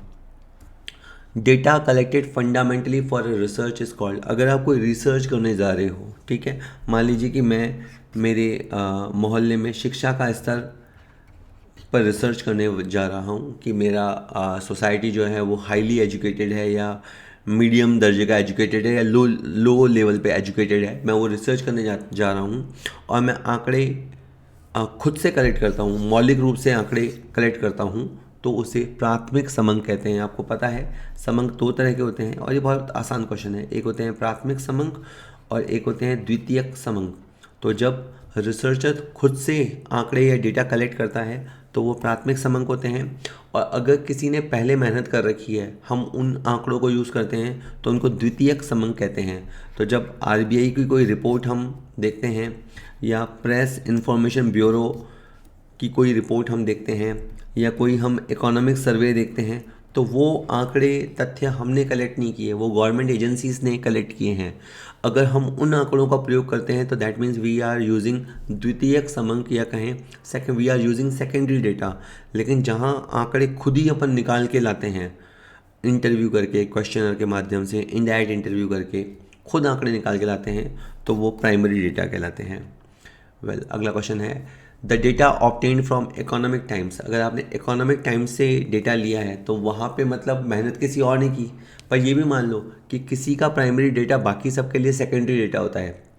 तो इकोनॉमिक टाइम्स मैगजीन वालों की टीम ने जो डेटा कलेक्ट किया उनके लिए वो प्राइमरी डेटा था, लेकिन अपने को तो पका पकाया मिल गया, तो अपने लिए वो द्वितीयक समंक है, सेकेंडरी डेटा कहलाएगा। Next, compare to the secondary data primary data, आपके हिसाब से दोनों में से ज़्यादा विश्वसनीय कौन होता है? तो ऑब्वियस ही बात है, मूल समंक तो आपने खुद ने ही कलेक्ट किए हैं, जिसे बोलते हैं ना आँखन देखी। एक तो होता है कानन सुनी और एक होता है आँखन देखी। अगर आपने खुद से आंकड़े कलेक्ट किए हैं तो डेफिनेटली प्राथमिक समंक जो होते हैं वो द्वितीयक समंकों की तुलना में अधिक विश्वसनीय होते हैं। तो इसमें सीक्वेंस देख लेना, वर्डिंग कभी कभी आगे पीछे कर देगा तो आंसर उल्टा हो जाएगा। तो प्राथमिक समंक द्वितीयक समंकों की तुलना में अधिक विश्वसनीय होते हैं, यूँ लाइन जमेगी इंग्लिश में। Compare to secondary data primary data are more reliable. ठीक है, next, the heading of a row in a statistical table is called. Well, जैसे मान लीजिए कि ये मैंने लिखा सेल्स रिपोर्ट, ठीक है, ये तो है आपका टाइटल। इसके बाद यहाँ पे लिखा हुआ है north zone quarterly north zone first quarter report, ये आपका कैप्शन है, ठीक है। और यहाँ पे जैसे लिखा है फर्स्ट, अपन क्वार्टर मान लेते हैं अप्रैल मई जून, तो आपको पता है कि ये जो होते हैं, ये जो यूँ देखते हो आप, तो इनको तो अपन बोलते हैं कॉलम, और ये जो आप देखते हो बाएं से दाएं, इनको बोलते हैं रोज़, ठीक है। तो ये जो हेडिंग है ना, आप अप्रैल मई जून लिखा हुआ है, इनको स्टेप्स बोलते हैं, अनुशीर्षक या स्टेप्स कहा जाता है। और नीचे देख लीजिए दूसरा, जैसे मीन मीडियन मोड, तो ये जो जा रही है ना, जैसे पेन गया ना, ये रो है, ये फर्स्ट रो है, ये सेकंड रो है, ये R1 है, ये R2 है, ये थर्ड रो है, और ये कॉलम है तो ये C1 है और ये C2 है। तो ये जो है ना मीन मीडियन मोड, ये क्या कर रहे हैं, ये पंक्तियां हैं और ये पंक्तियों के क्या हैं, शीर्षक हैं, तो इनको अपन बोलते हैं अनुशीर्षक स्टेप्स। तो रोज़ की जो हेडिंग होती है ना, वो स्टेप्स कहलाती है, ठीक है। इन एन एक्सक्लूसिव सीरीज़, तो एक्सक्लूसिव इंक्लूसिव मैं आपको बता दूं, जैसे मैं आपको दिखाता हूँ, जैसे 10 से 20, 20 से 30, 30 से 40। अब मैं 3 आंकड़े बोलता हूँ, मैंने बोला 15 कहाँ आ जाएगा, तो तुम बोलोगे यहाँ आ जाएगा, ठीक है। 15 कहाँ जाएगा, 15 यहाँ आएगा, है ना, ठीक है। मैं पूछूंगा 25 कहाँ आएगा, तो 25 तुम बोलोगे यहाँ आएगा, तो 15 यहाँ आया, 25 यहाँ आया। अब मैं पूछूँ 20 कहाँ आएगा, तो 20 में हो सकता है कोई बच्चा कन्फ्यूज हो जाएगा, सर 10 से 20 में आएगा या 20 से 30 में आएगा, तो जवाब ये है कि वो 20 से 30 में आएगा। ओके, तो ये वाली जो सीरीज़ बनी है इसको बोलते हैं एक्सक्लूसिव। एक्सक्लूसिव जो वर्ड बना है वो बना है एक्सक्लूड से। एक्सक्लूड मतलब जो बाहर करता है। तो अगर आप गौर करो तो 20 को किसने रखा और किसने बाहर किया, इस वाले ग्रुप ने 20 को बाहर कर दिया, इस वाले ग्रुप ने उसको रखा। यानी 10 से 20, जब हम कहते हैं 10 से 20 तो उसके अंदर शामिल कौन है, 10, 11, 12, 13, 14, 15, 16, 17, 18, 19, 20 उसके अंदर शामिल नहीं है। 19.99 तक भी शामिल है, लेकिन 20 उसके अंदर शामिल नहीं है। तो इसने किसको उठा के फेंक दिया, तो हमें इसको पता है, इसको हम बोलते हैं लोअर लिमिट। ये वाली साइड को हम बोलते हैं लोअर लिमिट, इस वाली को हम बोलते हैं अपर लिमिट। हिंदी में इसको बोलते हैं निम्न सीमा, इसको बोलते हैं उच्च सीमा। तो हमने उच्च सीमा को उठा फेंका। तो एक्सक्लूसिव सीरीज़ की खासियत होती है कि क्या इसके अंदर दोनों क्लास लिमिट को कंसीडर किया जाता है, नहीं। क्या लोअर लिमिट को रिमूव किया जाता है, नहीं। क्या दोनों लिमिट्स को रिमूव किया जाता है, नहीं। अपर लिमिट को रिमूव किया जाता है, बिल्कुल सही है, ऊपरी सीमा को निकाल दिया जाता है। तो एक्सक्लूसिव सीरीज़ की खासियत होती है कि इसके अंदर जो उच्च सीमा होती है उसको निकाल दिया जाता है। अगला क्वेश्चन है, when both lower and upper limit of a class are considered such classes are. Suppose करो अगर मैं ग्रुप इसकी जगह यूँ बनाता 10 से 19, 20 से 29, 30 से 39, 40 से 49, तो कोई लफड़ा ही नहीं होता। मैं पूछता 15 कहाँ जाएगा, तुम बोलोगे यहाँ। मैं बोलता 25 कहाँ जाएगा, तुम बोलते हैं यहाँ। मैं कहता 19 कहाँ जाएगा, तो 19 को यही शामिल करेगा, 19 यहीं पे आएगा, 19 को यहाँ आने की ज़रूरत नहीं है। तो ऐसा ग्रुप जो दोनों तरह की लिमिट को कंसीडर करता है, यानी दोनों का समावेश करता है, दोनों को इंक्लूड करता है, तो इंक्लूड से वर्ड बनेगा इंक्लूसिव, है ना, और समावेश से वर्ड बनेगा समावेशी या समवर्जी, ठीक है, वो बाहर करता था, बाहर का रास्ता दिखाता था, तो वो अपवर्जी था। ये समावेशित करता है समावेशी या समवर्जी। तो जब वर्ग की निचली और ऊपरी दोनों सीमाओं पर विचार करते हैं या कहें शामिल करते हैं, तो ऐसे वर्ग कहलाते हैं समावेशी या समवर्जी वर्ग। Sorting related facts into categories is called. Suppose करो हम किसी एक मोहल्ले में गए और वहाँ हमने देखा, हाँ भाई कितने लोगों की नौकरी लगी हुई है, कितने लोग एम्प्लॉयड हैं, है ना। फिर हमने देखा कितने लोग एजुकेटेड हैं। फिर हमने ये देखा कि कितने लोग की नौकरी नहीं लगी हुई है ना, नॉन एम्प्लॉयड, या कितने लोग पढ़े लिखे नहीं हैं। ये हम बहुत सारे आंकड़े लिख लिख के लाए। फिर पहले तो हम उनको वर्गों में जमाएंगे, एजुकेटेड को एक तरफ काउंट कर लेंगे, अनएजुकेटेड को एक तरफ, जॉब वालों को एक तरफ, और जो जॉब से बाहर चल रहे हैं उनको एक तरफ। तो उनको हम कैटेगराइज करते हैं। तो ये जो कैटेगराइजेशन का काम होता है उसको वर्गीकरण बोलते हैं। इन्होंने यही बोला था कि जब आप जो फैक्ट्स या डेटा कलेक्ट करके आए, आप उसकी सॉर्टिंग करते हो। सॉर्टिंग कैसे करते हो? कैटेगरीज में डालते हो, तो उसे क्या कहते हैं? वर्गीकरण। ठीक है, क्लासिफिकेशन। मैं जैसे इसका कई बार एग्जांपल दे चुका हूँ, एक बार मैं फिर देखता हूँ। जैसे मैं एक नाम बोलूँ, सोनू निगम, अरिजीत सिंह, तो तुम बोलोगे ये क्या है सर? ये सिंगर है। तो तुमने उनकी कैटेगरी बना दी, सिंगर की कैटेगरी। मैंने बोल दिया हिमेश रेशमिया, विशाल ददलानी, ये कौन है? तो तुमने इनको रख दिया म्यूजिक डायरेक्टर की कैटेगरी में। तो वहाँ तुमने कैटेगरीज बना दी। तो यहाँ पे भी अपन ने एजुकेटेड, अनएजुकेटेड, इनकी एक कैटेगरी बना दी। ठीक है, उसके बाद जब आप इनको टेबल में दर्शाओगे, सारणी में दर्शाओगे, तो उसको बोलते हैं टेबुलेशन। तो पहले जो बिखरा हुआ आंकड़ा है उसको अपन व्यवस्थित रूप से कैटेगराइज करते हैं, उसको बोलते हैं वर्गीकरण। और उसके बाद अब जब टेबल में जमाते हैं तो उसे बोलते हैं टेबुलेशन। एक मुझे बात समझानी बता दूं, जैसे यहाँ एम्प्लॉयड लिखा है, यहाँ एजुकेटेड लिखा है, तो यानी इसका मतलब है 170 लोग ऐसे थे जो पढ़े लिखे भी थे और जॉब में भी थे। तो ये 65 क्या है? ये 65 वो हैं जो पढ़े लिखे तो हैं पर जिनकी जॉब नहीं लगी हुई। तो ये 235 क्या बताता है? ये 235 कुल पढ़े लिखे लोगों को बताता है। ये टेबुलेशन है ना। अच्छा, ये 40 क्या बताता है? ये 40 अनएजुकेटेड हैं पर फिर भी जॉब में है, कुछ ना कुछ कर रहे हैं। और ये 25 क्या है? ये 25 का हाल बुरी तरह से ख़राब है, ना ये पढ़े लिखे हैं ना ये जॉब में हैं।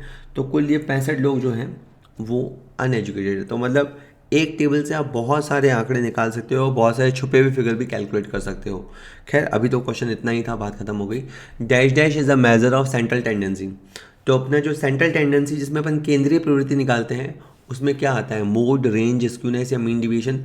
मोड, मीन, मीडियन, मोड, है ना। ये वाले जो है ना ये सेंट्रल टेंडेंसी में आते हैं। ठीक है, और आपका Q D, M D, S D, quartile division, mean division, standard division, range, ये सब आपका डिस्पर्जन में आता है। अभी इसने अपन से केंद्रीय प्रवृत्ति, सेंट्रल टेंडेंसी पूछा है।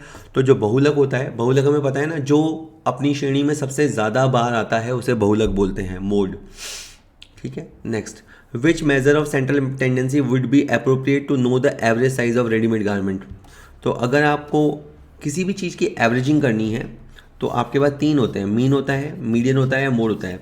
लेकिन अगर आप एक रेडीमेड गारमेंट की शॉप के लिए कैलकुलेट कर रहे हैं तो मोड आपके लिए सबसे अच्छा रहेगा। वाई? क्योंकि मोड जो होता है वो फैशन को बताता है। अपन जो समझो, जैसे एक जीन्स की दुकान है तो वहाँ पे स्मॉल, मीडियम, एक्सेल, इस तरह की साइज़ होती है ना, लार्ज, एक्सेल, इस तरह की साइज़ें होती हैं।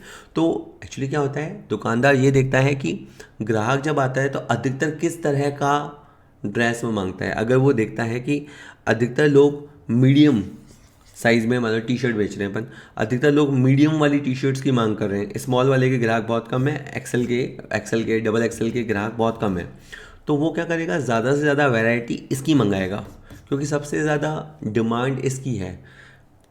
जिस तरह का फैशन होता है, जिस तरह के लोग ज़्यादातर आते हैं, सोचो एक जूते वाला आपको क्या लगता है कि सभी नंबर के जूते समान संख्या में मंगाता होगा? नहीं। अगर लेडीज़ का जूता है तो शायद 5 नंबर 6 नंबर जूता ज़्यादा आता होगा, और बॉयज़ का है तो 7 8 9 नंबर ज़्यादा मंगाता होगा। तो जिसकी ज़्यादा डिमांड होती है उसको वो ज़्यादा स्टॉक में रखता है। तो मोड इसमें उसकी हेल्प करता है। तो फैशन में कौन सी चीज़ है, तो रेडीमेड गारमेंट वाला मोड यूज़ करना चाहेगा। ठीक है, well next, how many quartiles can be calculated in a series. एक सीरीज़ में कितने क्वार्टाइल्स निकाले जा सकते हैं। तो मैं आपसे एक सिंपल क्वेश्चन पूछता हूँ कि अगर मान लो ये एक पेज है, आपको इसके 2 हिस्से करने हैं, तो आपको कितनी लाइनें खींचनी पड़ेगी। ऑब्वियस सी बात है, एक लाइन खींचते ही ये 2 हिस्सों में बढ़ जाएगा। अब एक बात समझना, मान लीजिए एक पेपर है, आपको इसे 4 हिस्सों में बांटना है, क्वार्टाइल्स 4 क्वार्टर करने हैं, तो आपको कितनी लकीरें खींचनी पड़ेगी, 3, 1 2 3, चौथा अपने आप हो जाएगा। तो Q1 Q2 Q3, तो एक श्रेणी से 3 क्वार्टाइल्स की कैलकुलेशन की जा सकती है। ठीक है, नेक्स्ट, 15 संख्याओं का माध्य 15 पाया गया। यदि 2 संख्याएं 18 और 12 निकाल दी जाए तो शेष संख्याओं का माध्य क्या होगा। तो देखो मीन कैसे निकालते हैं, मीन बराबर होता है सिग्मा x अपॉन एन। अब इनका संख्याएं कितनी थी, 15, और मीन भी कितना आया, 15, तो अपन समझ सकते हैं सिग्मा x क्या आ रहा होगा। तो 15 इंटू 15 मल्टीप्लाई करें तो 225 आ गया।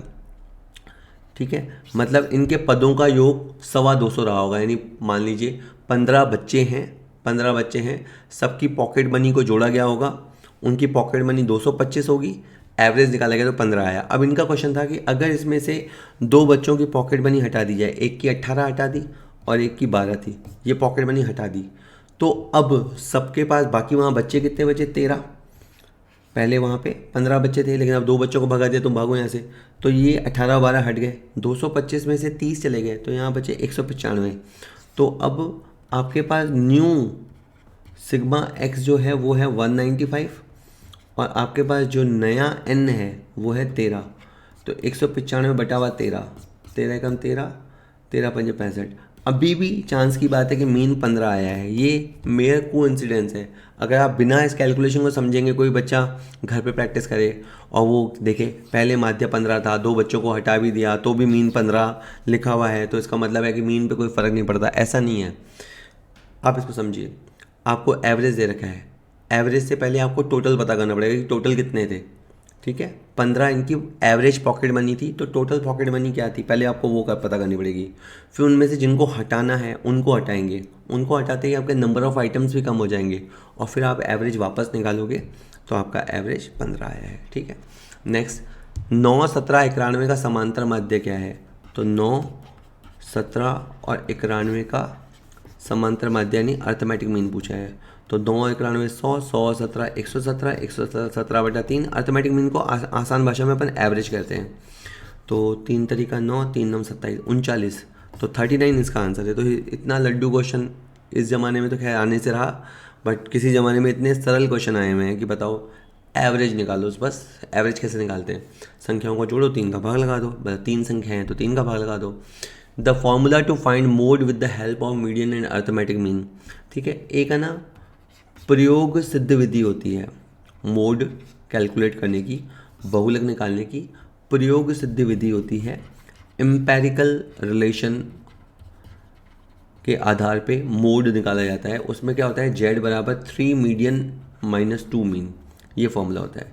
यानी अगर आपको z निकालना है तो अगर मीडियन का मान दे रखा है उसे 3 से गुणा कर दो, और मीन का मान दे रखा है उसे 2 से गुणा कर दो, फिर 3 मीडियन के मान में से 2 मीन का मान हटा दो, तो आपका z का फॉर्मूला आ जाएगा। तो आपका ये वाला फॉर्मूला सही है। ठीक है, एक और बात है, एक तकनीकी रूप से जो चीज़ कही जाती है वो सुन लीजिए। वो यूँ कही जाती है कि मीन और मोड में कितना अंतर होता है। मीन और मोड में कितना अंतर होता है, जितना मीन और मीडियन में होता है उसका तिगुना। क्या बोला मैंने, मीन और मोड में जो अंतर होता है वो कितना होता है, मीन और मीडियन का तिगुना। तो एक आपको ये भी चीज़ आपको याद रखनी है। ठीक है, और अब थोड़ा सा अगर थोड़ा और समझाऊँ मैं आपको, इसको ऐसे सॉल्व करते हैं। देखो ये मीन माइनस मोड बराबर 3 मीन माइनस 3 मीडियन। ठीक है, अब आप क्या कीजिए, ये 3 मीडियन इधर आ गया, ये माइनस का 3 है, मैं इधर आ गया। ठीक है, और ये 3m है, 3 मीन है, और ये सिंगल मीन है, तो यहाँ पे आके माइनस का 2 मीन हो जाएगा। ऐसा कैसे, 3 मीन पॉजिटिव था, इधर आएगा तो नेगेटिव मीन हो जाएगा। 3 माइनस के मीन में से 1 मीन गया तो माइनस के 2 मीन रह जाएंगे, और माइनस का z इधर जाके ये हो गया। तो ये जो z बराबर 3 मीडियन माइनस 2 मीन निकलता है ना, वो इस से निकलता है। ठीक है, चलिए, the geometric mean of 2 number 8 और 18 का ज्योमेट्रिक मीन निकालना है तो देखो एक तो होता है 8 + 18/2। अगर अपन ऐसा करेंगे तो अर्थमेटिक मीन आएगा, जैसे 18 और 8 26, 26/2। तो ये तो आपका आएगा अर्थमेटिक मीन। अगर आपको ज्योमेट्रिक मीन निकालना है तो आपको 8 × 18 करना होगा और रूट निकालना होगा। 8 × 18 हो गया आपका 80 और 64 144, और 144 का रूट हो गया 12। ठीक है, तो हो सकता है आपको ये दो संख्याएं देके पूछे, अर्थमेटिक मीन तो इतना, ज्योमेट्रिक मीन तो इतना।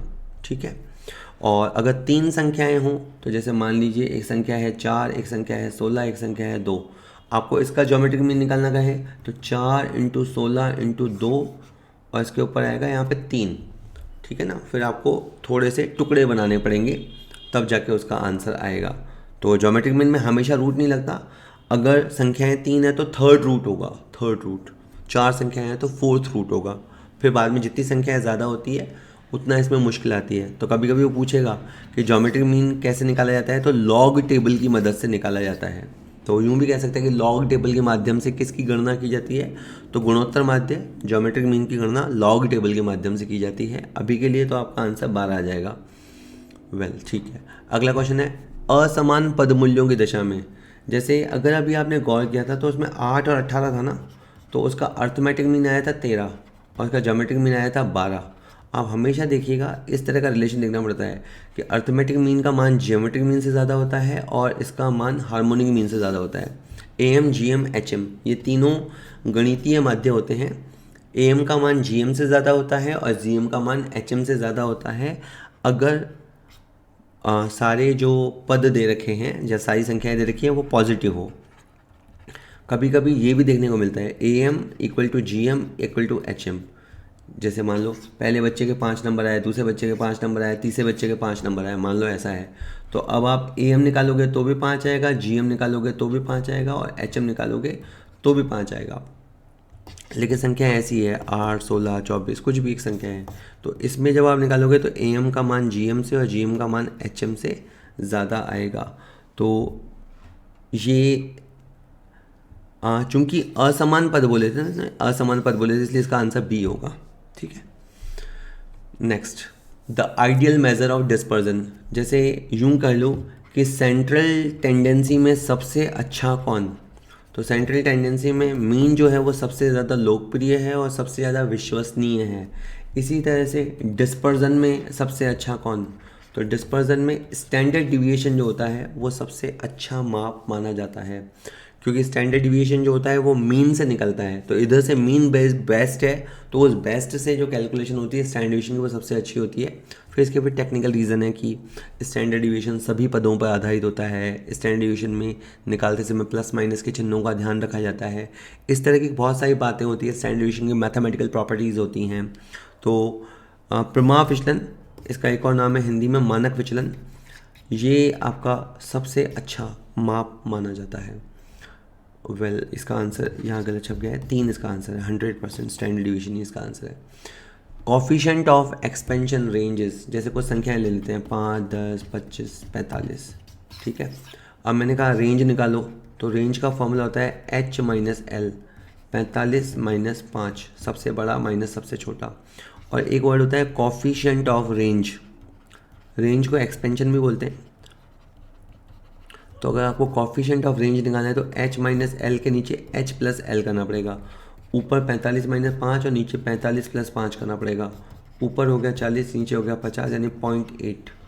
0.8 का मतलब है 80% तक का वेरिएशन है। इसका मतलब ये होता है, क्वेश्चन इसका ये था कि कॉफिशेंट ऑफ रेंज कैसे निकालते हैं। तो मैंने अभी कैसे किया, H को जैसे हाईएस्ट बोलते हैं तो कुछ लोग उसको लार्जेस्ट बोलते हैं। Largest minus smallest divided by largest plus smallest. तो एक इसका बिल्कुल सही आंसर है, ये इसका सही है। यदि प्रसरण 144 है तो मानक विचलन क्या होगा, तो आपको पता होना चाहिए कि वेरियांस क्या होता है। वेरियांस होता है स्टैंडर्ड डिवीएशन का स्क्वायर। तो अगर वेरियांस 144 दे रखा है और ये स्टैंडर्ड डिवीएशन का स्क्वायर है, तो स्टैंडर्ड डिवीएशन निकालने के लिए आपको 144 का रूट निकालना पड़ेगा, तो वो आएगा 12। ठीक है, कुछ ऐसी बातें बताऊँ, स्टैंडर्ड डिवीएशन 5 है तो वेरियांस आएगा 25, स्टैंडर्ड डिवीएशन 6 है तो वेरियांस आएगा 36, स्टैंडर्ड डिवीएशन 7 है तो वेरियांस आएगा 49। और एक बात बोल दें, वेरियांस अगर है 64 तो स्टैंडर्ड डिवीएशन आएगा 8 लास्ट। वेरियांस अगर है 100 तो स्टैंडर्ड डिवीएशन आएगा 10। काफ़ी है, समझ गए होंगे बात को। ठीक है, चलो। ओके। फर्स्ट, यदि समांतर माध्य 25 है और प्रमाप विचलन 6.25 हो तो विचरण गुणांक क्या होगा? तो एक होता है CV, कॉफिशिएंट ऑफ वेरिएशन, यानी आपकी जो सीरीज है उसमें कितनी स्थिरता है और कितनी अस्थिरता है, कितनी स्टेबिलिटी है या कितनी वॉलेटिलिटी है, उसको बताने के लिए CV निकाला जाता है। क्या फॉर्मूला है? स्टैंडर्ड डिविएशन भाजक मीन इंटू 100। स्टैंडर्ड डिविएशन है 6.25, मीन है आपका 25 इंटू 100, सॉल्व किया, ऊपर 4, ये आ गया आपका 25%। यानी जिस भी सीरीज़ की बात चल रही है, जिस भी सीरीज़ से निकाले गए हैं, उसका CV 25% है। ये भी कहते हैं कि प्रमाप विचलन का जो प्रतिशत रूप है, प्रमाप विचलन का जो प्रतिशत रूप है उसे विचरण गुणांक कहते हैं, CV कहते हैं, 25%। नेक्स्ट, पुस्तपालन का कार्य जहाँ समाप्त होता है वहाँ से लेखांकन का कार्य आरंभ होता है, जहाँ पर लेखांकन का कार्य समाप्त होता है वहाँ से अंकेक्षण का कार्य प्रारंभ होता है। ठीक है, तो हमने बार बार बात की है। सबसे पहले शुरुआत होती है पुस्तपालन से, पुस्तपालन के बाद आता है लेखांकन, जहाँ लेखांकन खत्म होता है वहाँ से होता है अंकेक्षण, और जहाँ अंकेक्षण खत्म होता है वहाँ से होता है अनुसंधान। इंग्लिश में इनको बोलते हैं book keeping, accounting, auditing, investigation. ठीक है, तो लेखांकन के बाद अंकेक्षण शुरू होता है। बाकी सारे ऑप्शन भी आप पढ़ लीजिएगा। मैं तो हमेशा कहता हूँ आप स्क्रीन पॉज करके खुद ही क्वेश्चन करो। जैसे अगला क्वेश्चन है, विच of the following is not current assets? कौन सी करंट एसेट नहीं है? डेटर करंट एसेट्स है, प्रीपेड एक्सपेंस है, करंट एसेट्स है, स्टॉक भी करंट एसेट्स है, परचेजिंग, परचेजिंग तो कोई एसेट्स ही नहीं होती। ठीक है, तो ऐसी एसेट्स जिसको हम अगले 12 महीने में कैश में कन्वर्ट कर सकते हैं या करने का इरादा रखते हैं। तो डेटर से ऑब्वियस सी बात है, हम उधार देते हैं तो 12 महीने से ज़्यादा की उधार देने का इरादा नहीं रखते, हम वसूल कर लेते हैं।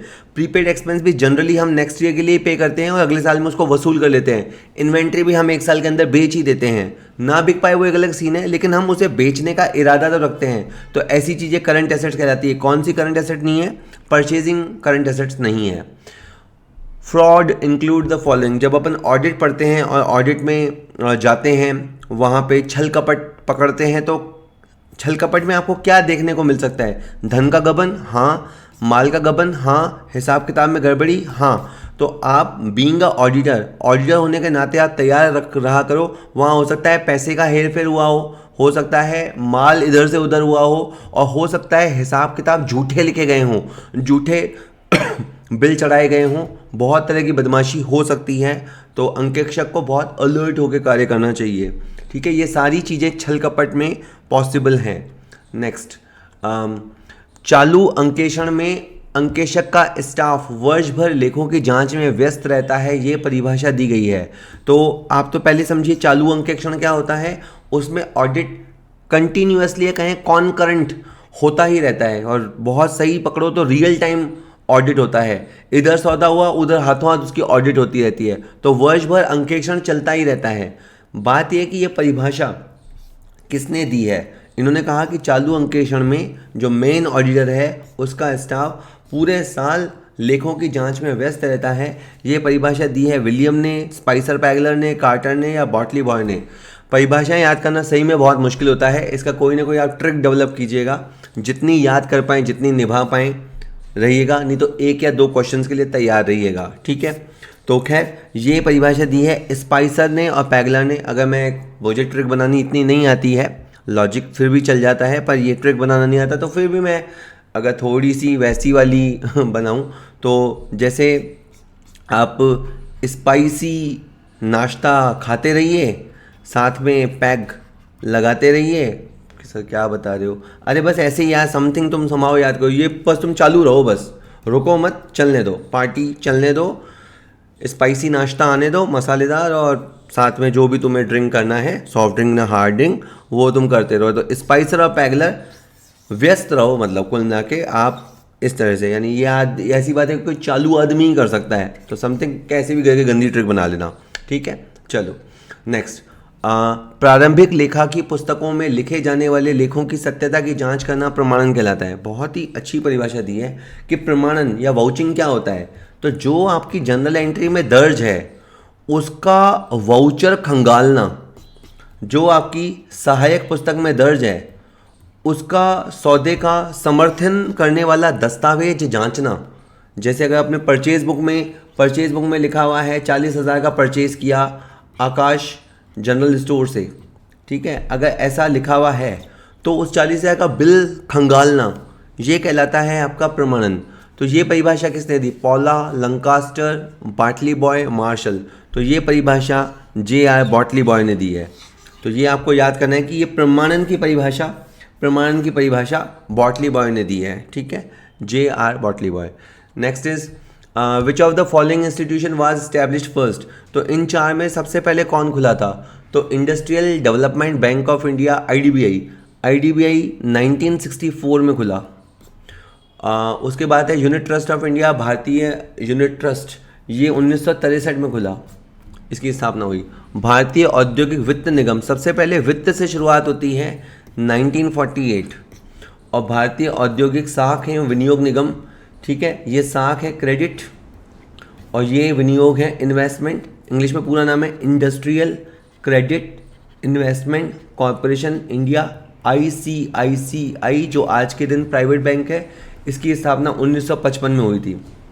तो सबसे पहले इनमें भारतीय औद्योगिक वित्त निगम, तो ये याद रखना थोड़ा इजी है क्योंकि वित्त से ही सब चीज़ों की शुरुआत होती है, तो समहाउ इसको दिमाग में आप बिठा सकते हो, ठीक है। चलिए नेक्स्ट, प्रबंध नियोजन तथा उद्यमी की क्रियाओं पर नियंत्रण रखने की प्रक्रिया है। मतलब किसी ने ये कहा कि मैनेजमेंट क्या है? मैनेजमेंट बेसिकली खेल है प्लानिंग का, और वो जो एंटरप्रेन्योर है, जो व्यापार शुरू करता है, उसकी एक्टिविटीज़ को कंट्रोल करने का प्रोसेस है। ये परिभाषा किसने दी है? AFL bench. तो ब्रेंच ने परिभाषा दी है, ठीक है, तो आपको ये याद रखनी है। चलिए नेक्स्ट, मैनेजमेंट केवल निर्णय करने तथा मानव की क्रियाओं पर नियंत्रण करने की विधि है ताकि निर्धारित लक्ष्यों की प्राप्ति हो जाए। अब कोई और ऑथर है, उसने कहा मैनेजमेंट और कुछ नहीं होता, बेसिकली डिसीजन मेकिंग होती है, और बेसिकली जो ह्यूमन एक्टिविटीज़ होती है उसको कंट्रोल करने की है। तो पहले वाले की परिभाषा शायद प्लानिंग बेस्ड थी, तो इनकी परिभाषा based on decision making, based on controlling है। तो ये परिभाषा किसने दी? लुंडी, बेंस, किम्बाल। तो किम्बाल। तो आप समथिंग याद कर सकते हो कि डिसीजन मेकिंग और कंट्रोल से प्रभावित परिभाषा ये आपको दी है किम्बाल ने, ठीक है। चलिए next, management includes the following: production management, financial management, purchasing management, all these. ये तो बड़े आसान क्वेश्चन है। मान के चलिए पुराने जो पेपर हैं बहुत इजी लेवल के हैं। मैं TGT की ही पुरानी पेपर सॉल्यूशन करा रहा हूँ। 21 से सरल 19 वाला था, 19 से सरल 16 वाला पेपर था। तो अब जैसे मैनेजमेंट में अगर आप मैनेज कर रहे हो तो आप परचेज भी मैनेज करोगे, मार्केटिंग भी मैनेज करोगे, फाइनेंस भी मैनेजमेंट करोगे, ह्यूमन रिसोर्स भी मैनेज करोगे। ये सब बिजनेस के ही अंग हैं, सबको मैनेज करना ही पड़ेगा, तो इसमें ये सब इंक्लूड है, ऑल दीज, ठीक है। नेक्स्ट, उच्च स्तरीय प्रबंध में शामिल है dash involve in high level management, board of directors, president and board of director, managing director, all these. बिल्कुल, देखिए कंपनी को जो कुछ मेन लोग चलाते हैं उनको अपन बोलते हैं मैनेजरियल पर्सन, ठीक है। और ये जो मैनेजरियल पर्सन है इसमें आपके आ जाते हैं बेसिकली बोर्ड ऑफ डायरेक्टर, इसमें होल टाइम डायरेक्टर भी आ जाते हैं, पार्ट टाइम डायरेक्टर भी आ जाते हैं। अच्छा, एक होता है मैनेजिंग डायरेक्टर या प्रेसिडेंट, वो आ जाता है CEO, chief executive officer, chief financial officer, manager. ये कुछ भारी भारी तोपों के नाम हैं। ये तोपें टॉप लेवल मैनेजमेंट कहलाती हैं। कंपनी की स्ट्रैटेजी वगैरह जो बनाती हैं वो यही बनाते हैं, टॉप लेवल मैनेजमेंट में ये सारे लोग शामिल हैं, ठीक है। नेक्स्ट, प्रबंध को पेशा माना जा सकता है क्योंकि ये एक विज्ञान है, क्योंकि ये कला है, ये एक उद्देश्यपरक है, यह शिक्षण और प्रशिक्षण से प्राप्त हो सकता है। तो पेशा वो होता है जिसे आप एजुकेशन और ट्रेनिंग से सीख सकते हो। जैसे आप CA बनना चाहते हो तो उसके लिए आपको एक एजुकेशन लेनी होगी और एक CA के पास ट्रेनिंग लेनी होगी। अगर आप डॉक्टर बनना चाहते हो, ठीक है, तो उसमें आपको एक डिग्री लेनी होगी। डिग्री लेने के लिए आपको 4 या 5 साल का कोर्स करना पड़ेगा और इंटर्नशिप करनी पड़ेगी, वहाँ पे मतलब सीखना पड़ेगा, काम सीखना पड़ेगा। या आप लॉयर बनना चाहते हो तो भी यही है। तो इन सबको पेशा कहा जाता है जिनमें एक डिग्री की आवश्यकता होती है। तो मैनेजमेंट को भी पेशा इसलिए कहा है कि आप इसको मतलब एजुकेशन के थ्रू लर्न कर सकते हैं और किसी के अंडर काम करके इसकी ट्रेनिंग प्राप्त करके आप भी एक अच्छे मैनेजर बन सकते हैं। तो इसलिए मैनेजमेंट को भी एक प्रोफेशन माना गया है, आर्ट साइंस माना गया है, प्रोफेशन माना गया है, क्योंकि इसे आप लर्न कर सकते हैं और लर्न करके ट्रेनिंग लेके आप भी एक अच्छे मैनेजर बन सकते हैं। ठीक है। Next, management is only science, only art, only behaviour, both science and arts. तो ये साइंस एंड आर्ट्स हैं। जैसे साइंस में कुछ निश्चित नियम होते हैं, सिद्धांत होते हैं, उसी तरह मैनेजमेंट में भी कुछ निश्चित नियम और सिद्धांत होते हैं। अच्छा, लेकिन आर्ट ये है कि कौन सा नियम कब लगाना है, किस लेवल तक लगाना है, क्योंकि आप यहाँ पे मशीनों से डील नहीं करते हो, आप यहाँ इंसानों से डील करते हो, तो आपको वो आर्टिकुलेट करना आना चाहिए। तो मैनेजमेंट में ये कला भी है। ठीक है, मतलब वही मैनेजमेंट बैच से निकला हुआ एक मैनेजर और दूसरे मैनेजमेंट के मैनेजिंग स्किल में बहुत ज़मीन आसमान का अंतर हो सकता है, क्योंकि बेसिकली ये आर्ट है। साइंस भी है, इसके निश्चित नियम सिद्धांत हैं, हेनरी फ्योल के सिद्धांत हैं, है ना, FW टेलर के सिद्धांत है, और इसके अलावा भी बहुत सारे सिद्धांत हैं। तो एक तरह साइंस है और दूसरी तरफ उसको लगाने की कला आनी चाहिए, इसलिए आर्ट्स भी है। तो both art and science. Next, व्यवसाय के विभिन्न अंगों में प्रभावपूर्ण सहयोग स्थापित करने की विशिष्ट प्रक्रिया का नाम है व्यवसाय प्रबंध। ये जो अपन बिजनेस मैनेजमेंट के लगातार क्वेश्चन आ रहे हैं, तो बिजनेस मैनेजमेंट में क्या है, बिजनेस के अंग क्या हैं, परचेज, सेल्स, मार्केटिंग, वित्त, HR। ठीक है, ये सब उसके अंग हैं। तो उन सारे अंगों में आप क्या चाहते हो, कोऑर्डिनेशन चाहते हो, कोऑपरेशन चाहते हो। तो ये सब क्या है, यानी आप पूरे एक बिजनेस को मैनेजमेंट कर रहे हो। It's not purchase management, it's not marketing management, इन सब के ऊपर किताबें हैं, लेकिन एंड ऑफ द डे जो आप कर रहे हो ब्रॉड वे में वो बिजनेस मैनेजमेंट है। ठीक है, चलिए next, the speciality of management. प्रबंध की क्या विशेषता है, प्रबंध एक प्रक्रिया है, हाँ। प्रबंध एक सामाजिक प्रक्रिया है, हाँ। प्रबंध एक सामूहिक प्रक्रिया है, हाँ। हाँ भाई हाँ, उपरोक्त सभी। देखिए, मैनेजमेंट कोई एक काम नहीं है, मैनेजमेंट कार्यों की श्रृंखला है। पहले आप प्लानिंग करते हो, फिर आप ऑर्गेनाइजेशन बनाते हो, स्टाफिंग करते हो, डायरेक्शन देते हो, कंट्रोल करते हो, तो एक प्रोसेस चलता है। ठीक है, तो एक प्रोसेस है, तो मैनेजमेंट इज़ अ प्रोसेस। उसके बाद है मैनेजमेंट समाज के लोगों से ही होता है। ठीक है, उनके साथ आप कम्युनिकेट करोगे, उनको आप इंस्ट्रक्शंस दोगे, उनको सुपरवाइज करोगे, तो इस समाज में होने वाली, अच्छा आप समाज के प्रति रिस्पॉन्सिबल भी हो, आपको जो स्टाफिंग वगैरह करनी है वो समाज से ही करनी है, जो माल बेचना है वो भी समाज को ही बेचना है। तो ये ऐसा नहीं है कि आप टापू पे जाके या रेगिस्तान में जाके करोगे। तो ये एक सोशल प्रोसेस है और एक कलेक्टिव प्रोसेस भी है। ठीक है, the work of inspecting and directing the work of employ is done by. कर्मचारी के कार्यों का निरीक्षण करना और निर्देशन का कार्य किया जाता है। बहुत ही अच्छा क्वेश्चन है। मतलब जो नीचे बेसिक लेवल पे काम करते हैं उनके कामों को सुपरवाइज करना और उनको डायरेक्शन देना, ये किसका काम है, ये लोअर लेवल मैनेजमेंट का ही काम है। ठीक है, कंफ्यूज नहीं होना, ऐसा नहीं सोचना कि ये मिडिल लेवल मैनेजमेंट का काम है। ऑपरेशनल लेवल पे ही कुछ लोग होते हैं, जैसे फॉरमैन, सुपरवाइज़र, टीम लीडर, ये लोग काम बताएंगे भी, उनको समझाएंगे भी। ठीक है, और प्रोजेक्ट वैसा बन रहा है या नहीं बन रहा है उसका ख्याल भी रखेंगे।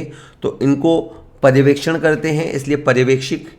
ये कारखाना अच्छे से चले इसलिए परिचालन प्रबंधन, या इनको फ्रंट लाइन मैनेजर, प्रथम पंक्ति प्रबंधक भी कहते हैं, और ये लो लेवल मैनेजमेंट है।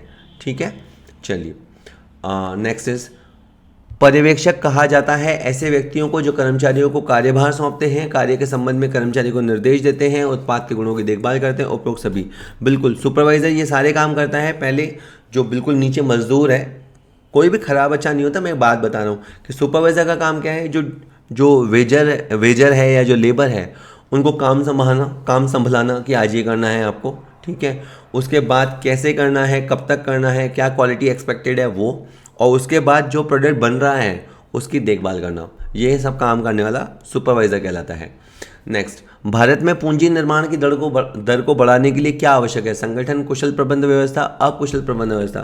थर्ड ऑप्शन तो इतना बेकार दिया है, कुशल प्रबंध व्यवस्था। ठीक है, देखिए पूंजी निर्माण क्या होता है। देखिए, मान लीजिए एक इंसान है और सिंपल बोलते हैं ये 20,000 रुपये कमाता है, 20,000 में से 15,000 रुपये खर्च कर देता है, 5,000 बचाता है। ऐसा ये 12 महीने करता है, तो 60,000 रुपये इसने बचा लिए। उसके बाद ये इसको एक मशीन में इन्वेस्ट करता है, एक मशीन लेके आ जाता है, तो इसने जो किया है उसे कहते हैं पूंजी निर्माण। ये एक सरकारी संस्थान हो सकता है, एक व्यक्ति हो सकता है, फर्म हो सकती है। मतलब ये कि आप धंधे से कमाओ, थोड़ा बहुत डिविडेंड डिस्ट्रीब्यूट करो, उसके बाद जो प्रॉफिट बचे उस प्रॉफिट को धंधे में लगा दो। कैसे लगा दो? एक और फैक्ट्री खोल दो, एक और प्लांट खोल दो, 4 मशीनें लेके आ जाओ। ये सब कहलाता है पूंजी निर्माण। लेकिन प्रॉपर तरीके से पूंजी निर्माण हो, इसके लिए एफिशिएंट मैनेजमेंट सिस्टम की ज़रूरत है, तो ही इकोनॉमी में ग्रोथ आती है। ठीक है, धंधा तभी बढ़ता है पूंजी निर्माण से ही। ठीक है, तो पूंजी ऐसा नहीं है कुछ बना के निर्माण कर दिया, मतलब पैसा जब मशीनों में या प्रोडक्टिव चीज़ों में लगाते हैं तो उसको बोलते हैं पूंजी निर्माण। Next, sorry, the basis of planning is, ये जो आप इतनी प्लानिंग करते हो उसका आधार क्या होता है? उसका आधार होता है फॉरकास्टिंग, पूर्वानुमान। ठीक है, ये मतलब एक तरह से प्लानिंग से पहले की चीज़ है। अपन पढ़ते हैं प्लानिंग होती है, उसके बाद ऑर्गेनाइजेशन होती है, स्टाफिंग होती है, डायरेक्शन होता है, कंट्रोल होता है। लेकिन प्लानिंग से सबसे पहले पूर्वानुमान लगाया जाता है। जैसे अगर मान लो मैं हूँ तो मैं पहले पूर्वानुमान लगाऊंगा कि यार ऑनलाइन कोचिंग का या ऑनलाइन कोर्सेज़ का फ्यूचर है या नहीं। तो मैं कुछ चीज़ें देखूंगा कि हाँ यार फेस टू फेस कोचिंग करना बड़ा मुश्किल है, अगर कोई टीचर अच्छा हो तो वो ऑनलाइन पढ़ा सकता है, इससे उसको एक लंबा चौड़ा कस्टमर बेस मिल सकता है। मान लो ये सब चीज़ें हैं, तो ये अपन कुछ अनुमान लगाते हैं। ठीक है, इसमें हर तरह की चीज़ें दिमाग में आती है, वो अनुमान लगाते हैं। फिर अपन प्लानिंग शुरू करते हैं, फिर उसके बाद दूसरी चीज़ें सब शुरू होती है। तो प्लानिंग से पहले भी पूर्वानुमान लगाया जाता है, एक अंदाज़ा लगाया जाता है। ठीक है, चलिए next is dash dash is the element of planning. कौन इनमें से नियोजन का तत्व है? अधिकार, संप्रेषण, नेतृत्व या कार्यक्रम? तो कार्यक्रम। ठीक है, इंग्लिश में पढ़े तो प्रोग्राम। यानी जो प्लानिंग होती है ना, तो प्लानिंग में बहुत सारी चीज़ें शामिल है। क्या शामिल है? फॉरकास्टिंग, ऑब्जेक्टिव, प्रोसीजर, आपका रूल्स, बजट, स्ट्रैटेजीज, ये सारे आपको याद करने हैं। ये 8 तत्व आपको याद करके जाने हैं, ये लिखे हुए हैं। उद्देश्य, पूर्वानुमान, नीतियाँ, प्रक्रियाएं, नियम, बजट, कार्यक्रम, रणनीतियाँ, ये सारे क्या हैं? ये नियोजन के तत्व हैं। ठीक है, next, control applies on, control applies on planning. ठीक है, नियंत्रण। अपन कई बार बोलते हैं ना ये चीज़ मेरे कंट्रोल में नहीं है, तो उसका क्या मतलब होता है? जैसा अपन ने सोचा वैसा नहीं है। जैसे मान लो आप मैच खेलने गए, थोड़ी देर 10 ओवर के बाद कमेंटेटर ये बोल रहा है कि चीज़ें कंट्रोल से निकल गई हैं। इसका मतलब जैसे ही हम प्लानिंग करके मैदान में उतरे थे वैसा नहीं हो रहा है। तो इसका मतलब होता है जब प्लान की हुई चीज़ें हो रही होती हैं तो चीज़ें कंट्रोल में होती हैं, और जब ठीक है, और जब प्लान की हुई चीज़ें कंट्रोल से बाहर निकल जाती हैं तो आउट ऑफ कंट्रोल चीज़ कहलाती है। कहने का मतलब है control basically depends on planning. उसके बाद या तो आपको अपनी प्लानिंग चेंज करनी पड़ेगी या कुछ और होगा, या अपने को कंट्रोलिंग में थोड़े से एक्शंस लेने पड़ेंगे। लेकिन कंट्रोल जो होता है वो प्लान्ड चीज़ों का ही किया जाता है ना। ठीक है, next, control applies on low level management, middle level management, high level management, all level. क्योंकि देखो प्लानिंग जो होती है ना, प्लानिंग हर लेवल पे की जाती है, तो कंट्रोलिंग भी क्या होगी? ऑटोमेटिक हर लेवल पे होगी। चीज़ें या तो कंट्रोल में होंगी या नहीं होंगी। ठीक है, नेक्स्ट, प्रबंध के प्रमुख और सहायक कार्यों का आधार क्या है? तो देखिए मैनेजमेंट में आप जो भी मेन काम करते हैं या साइड बाय साइड सपोर्टिंग काम करते हैं, उन सब का आधार होता है प्लानिंग। तो सबसे पहले आपको पूरी जी जान प्लानिंग पे लगानी चाहिए। पहले प्लानिंग होती है, फिर उसके बाद उसका एग्जीक्यूशन होता है। ठीक है, तो आप क्या चाह रहे हो, कहाँ पहुँचना चाहते हो, ये प्लानिंग है। उसके बाद वो आप सारे कार्य करोगे। तो प्रबंध के जितने भी मेन काम हैं, है ना, और बाकी सारे कार्यों का जो आधार है, प्रबंध का सबसे जो प्रारंभिक और मेन कार्य होता है वो नियोजन ही होता है, और वही सारे कार्यों का आधार होता है। ठीक है, चलिए नेक्स्ट, मानव संसाधन प्रबंधन का क्या कार्य है? कर्मचारियों की भर्ती, चयन करना, वित्तीय नियोजन, नियोजन प्रक्रिया, बाजार अनुसंधान। ये वाला बहुत आसान है, नाम ही आ रहा है ना, ह्यूमन रिसोर्स मैनेजमेंट। तो ये HRM डिपार्टमेंट क्या करता है? समय पे कर्मचारियों की भर्ती करना, उनको ट्रेनिंग देना, मतलब पहले भर्ती करना, भर्ती आयोजित होगी, फिर उनमें से उनका सिलेक्शन करेंगे, कुछ एक को हटा देंगे, कुछ एक का सिलेक्शन करेंगे, फिर उनको ट्रेनिंग देंगे। और ह्यूमन रिसोर्स मैनेजमेंट तो बहुत लंबा प्रोसेस है। उसके बाद उनका डेवलपमेंट, उनका कॉम्पनसेशन, लॉन्ग टर्म के लिए उनका रिटेंशन यानी अपने पास बनाए रखना, उनके साथ अच्छे मधुर संबंध बनाए रखना। तो HRM का क्षेत्र बहुत बड़ा है और बेसिकली ये ह्यूमन रिसोर्स से संबंधित है, बाकी ये चीज़ें नहीं है ना। ठीक है, तो 74 का आंसर ए हो जाएगा। Well, the main function of a business office, ये जो व्यापारिक कार्यालय हैं, जो ऑफिसेज होते हैं, उन ऑफिसेज का मेन काम क्या है? पत्रों को भविष्य के लिए सुरक्षित रखना, हाँ। कर्मचारियों के वेतन आदि गणना करना, नॉट इतना। रिकॉर्ड व पत्रों को भविष्य के लिए सुरक्षित रखना, ये ज़्यादा सही है। फर्स्ट से भी ज़्यादा ये ठीक है। मतलब ऑफिस का काम होता है रिकॉर्ड्स को मेंटेन करना। जैसे अभी मैं गवर्नमेंट कॉलेज में हूँ, तो हमारा ऑफिस क्या करता है?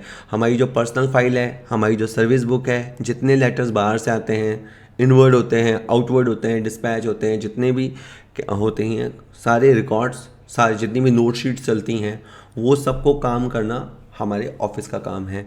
तो बिज़नेस का ऑफिस यही काम करता है, इन सब चीज़ों को, रिकॉर्ड्स और लेटर्स को भविष्य के लिए सेव सकता है। 70वां क्वेश्चन कहता है रियलाइजेशन अकाउंट इज अ, वसूली खाता किस प्रकार का खाता है? Personal, nominal, real. तो देखो, रियलाइजेशन अकाउंट कब बनता है? जब फर्म का समापन होता है तब बनता है। क्यों बनता है? लाभ या हानि बताने के लिए, क्योंकि हम असेट्स को सेल करते हैं, लाइबिलिटीज़ को निपटाते हैं, उससे हमें कुछ प्रॉफिट या लॉस होता है, वो कितना है उसको बताने के लिए बनता है वसूली खाता। वो सारे खाते जो लाभ या हानि के कारण होते हैं, या या वो खाते जो लाभ हानि को बताते हैं, वो आपके नाम मात्र के खाते होते हैं, नॉमिनल अकाउंट होते हैं। ठीक है, जिनसे भी आपका एंड में प्रॉफिट या लॉस निकल के आता है, वो सब नॉमिनल होते हैं। Next, payment to creditor result in, well अगर आप क्रेडिटर को पेमेंट करोगे, मान लेते हैं नकद किया, तो क्रेडिटर होगा डेबिट टू कैश। तो creditor is a liability, liability नीचे जाएगा, और कैश इज एन असेट्स, वो भी नीचे जाएगा। यानी संपत्तियों में वृद्धि होगी? बिल्कुल नहीं। संपत्तियों में कमी होगी? हाँ। दायित्वों में वृद्धि होगी? नहीं। कुल दायित्व कुल संपत्तियों में कमी होगी? हाँ। ये बिल्कुल सही है, डी आंसर इसका सही है। Well next, foreign bank draft is used in. तो अगर आप फॉरेन बैंक ड्राफ्ट अपन क्यों बनवाते हैं? अपने को किसी को पेमेंट करना होता है तो अपन बैंक ड्राफ्ट बनवाते हैं। तो ऑब्वियस सी बात है कि फॉरेन बैंक ड्राफ्ट क्यों बनाएंगे? जब हमें फॉरेन में किसी का पेमेंट करना हो सकता है हम वहाँ एजुकेशन ले रहे हो, उसका पेमेंट करना हो सकता है हमने इंपोर्ट किया हो, इसलिए उस पार्टी को पेमेंट करना हो, तो इसीलिए हम फॉरेन बैंक ड्राफ्ट बनाते हैं, फॉरेन ट्रेड के लिए, विदेशी व्यापार के लिए। ये क्वेश्चन तो कॉमन सेंस से भी हो जाता। खैर, निम्न में से कौन सी अशुद्धि तलपट के मिलान में बाधक नहीं होगी? इसका मतलब हुआ 3 तो इसमें से बाधक होंगी, एक नहीं है। खाते के गलत पक्ष में लिखना, अगर आपको डीआर में लिखना था और अगर आप सीआर में लिखते हो तो ये डेफिनेट आपके तलपट को बिगाड़ेगा। ये मैं लिख देता हूँ, ट्रायल बैलेंस और क्रॉस मतलब बिगाड़ेगा। अगर आप डीआर की चीज़ को सीआर में लिखते हो, सीआर की चीज़ को डीआर में लिखते हो, तो आपका जब ट्रायल बैलेंस बनेगा तो वो मिसमैच हो जाएगा। अगर आप खाते का गलत योग लगाते हो, जैसे मान लीजिए एक अकाउंट है, से राहुल अकाउंट, इधर का जोड़ होना चाहिए से 40,000 रुपये, इधर का जोड़ है 25,000 रुपये, मान लेते हैं आपने इधर खाली जोड़ गलत लगाया, 42 लिखा, तो भी अगर आप गलत योग लगाओगे तो डेफिनेटली गलत शेष निकलेगा, तो आपका ट्रायल बैलेंस डिस्टर्ब होगा। और एक चौथा बता देता हूँ, खाते के शेष निकालने में गलती, जैसे अब मान लो 42 मान लो सही जोड़ है, 42 में 25 गए, 17 आने चाहिए, लेकिन आपने 27 लिख दिए, तो ऑब्वियस सी बात है फिर आप गलत शेष ट्रायल बैलेंस में ले जाओगे तो भी आपका तलपट बिगड़ेगा। लेकिन जो क्षतिपूरक अशुद्धि है, जो कॉम्पनसेंट्री एरर है, जो कि एरर्स का जोड़ा होता है, उससे आपका ट्रायल बैलेंस नहीं बिगड़ेगा। कि सर कैसे? सपोज करो आपने परचेज बुक की जोड़ है वो 15,000 ज़्यादा लगा दी, तो आपका इससे परचेज अकाउंट बिगड़ेगा। लेकिन एट द सेम टाइम आपने सेल्स बुक की भी जोड़ 15,000 ज़्यादा लगा दी, तो आपका सेल अकाउंट भी बिगड़ेगा। तो एक तरफ आपका डेबिट इन्फ्लेट हो गया, एक तरफ आपका क्रेडिट इन्फ्लेट हो गया, तो आपका वो मैच हो जाएगा। तो कॉम्पनसेट का मतलब ही होता है क्षति पूर्ति, यानी ऐसा एरर, एक एरर और दूसरा एरर, दोनों एरर क्षति पूर्ति कर दे। बचपन में जैसे होता था ना कि मान लीजिए कि हम स्कूल में लेट पहुँचे, लेकिन एक और जना भी लेट पहुँचा, खाली एक अपन अकेले मार खाते हैं तो दर्द ज़्यादा होता है, अपने भी पड़ती है उसके भी पड़ती है तो थोड़ा दर्द कम होता है, थोड़ी क्षति की पूर्ति हो जाती है। तो जहाँ जोड़ा होता है, जोड़े से गलतियाँ होती है, और वो भी काटने वाली, कि यहाँ पे आपका डेबिट साइड बढ़ गया तो इस एरर से आपका क्रेडिट साइड बढ़ गया, तो वो मैच हो गया। बहुत अच्छा काम नहीं किया है अपन ने, गर्व वाला काम नहीं किया है, सीना चौड़े करने वाला काम नहीं किया है, लेकिन आपका ट्रायल बैलेंस मैच हो जाता है। यानी ये अशुद्धि है तो अशुद्धि, लेकिन ये तलपट के मिलान में बाधक नहीं है। ठीक है, होप मैं आपको समझा पाया। व्यापारिक संगठन का प्रारूप है एकल व्यवसाय हाँ, साझेदारी हाँ, कंपनी हाँ, हाँ भाई हाँ। ये सारे आप अगर दुकान खोलना चाहते हैं तो एकाकी व्यापार कर सकते हैं, पार्टनरशिप कर सकते हैं, लार्ज स्केल पे करना चाहें तो कंपनी कर सकते हैं। इसके अलावा कोऑपरेटिव सोसाइटी मोड पे जा सकते हैं और HUF फॉर्म भी हो सकता है। तो 2 नाम और याद कर लेना, ठीक है। और साझेदारी के अंदर भी एक LLP होता है, वो और याद कर लेना, ठीक है। चलिए नेक्स्ट, प्राइवेट कंपनी में सदस्यों की न्यूनतम संख्या कितनी होती है? अगर आपको एक प्राइवेट कंपनी बनानी है तो कम से कम 2 लोग होने चाहिए। तो 2 लोग कहाँ लिखे हुए हैं? यहाँ लिखे हुए हैं, तो इसका आंसर डी हो जाएगा। प्राइवेट कंपनी में कम से कम 2 लोग होने चाहिए। इसके अलावा भी जब आप अगर ये क्वेश्चन आ ही गया है ना, तो आप समझो कि प्राइवेट कंपनी और पब्लिक कंपनी के अंतर आपको देख के जाने चाहिए। एक आप सिंपल बात समझ लो, आप समझते भी हैं पर मैं एक जनरल बात कह ही देता हूँ। मैं एक बार के लिए मानता हूँ कि स्टूडेंट को समझने को नहीं आता है ना, तो आप सुनिएगा। क्वेश्चंस जो होते हैं ना, जब अपन प्रीवियस ईयर देखते हैं तो ये मान के चला करो कि ये सेम का सेम नहीं आएगा, लेकिन इस जैसे क्वेश्चन आएंगे तो आप ये समझो उसने कौन कौन से टॉपिक्स को टच किया है, आपको वो डिटेल में देखना है। तो अब जैसे आप प्राइवेट लिमिटेड और पब्लिक लिमिटेड के अंतर देख लीजिए, तो ये सारे आप पढ़ लीजिएगा। मैंने जैसे बार बार कह रहा हूँ, एक वीडियो में बस याद दिलाने के लिए कह देता हूँ। PDF आपको वीडियो के नीचे मिल जाएगी, नहीं मिलती है तो आप हमें व्हाट्सएप करके मंगा लेना। इन दोनों में अंतर, निजी कंपनी और सार्वजनिक कंपनी में क्या अंतर है वो अच्छे से आपको देख के जाने हैं। जैसे इसमें 2 लोग चाहिए तो सार्वजनिक कंपनी को बनाने के लिए कम से कम 7 लोग चाहिए। ऐसे बहुत सारे अंतर हैं, ठीक है। Income and expenditure account shows, तो इनकम एंड एक्सपेंडिचर अकाउंट कौन बनाता है? NPO, not for profit organisation, जिसको बोलते हैं NGO, नॉन गवर्नमेंटल ऑर्गेनाइजेशन, गैर व्यापारिक संस्थाएं क्या बनाती हैं? एक तो बनाती हैं रिसिप्ट एंड पेमेंट अकाउंट, एक बनाती है इनकम एंड एक्सपेंडिचर अकाउंट। इससे इनको पता लगता है कि इनको कितनी बचत हो रही है या कितना घाटा हो रहा है। जो व्यापारिक संस्थाएं हैं, व्यापारिक संस्थाएं बनाती है ट्रेडिंग और P&L, वो कितना नेट प्रॉफिट हुआ या कितना लॉस हुआ। तो देखिए वो व्यापार कर रहे हैं, तो व्यापार कर रहे हैं तो वो लाभ हानि देखते हैं। लेकिन हम अगर गैर व्यापारिक संस्था चला रहे हैं तो हमारा मकसद होता है कि हम बचत में हैं या हम घाटे में जा रहे हैं। तो उसकी जानकारी के लिए इनकम एंड एक्सपेंडिचर अकाउंट बनाया जाता है, ठीक है। तो इसका आंसर बी है।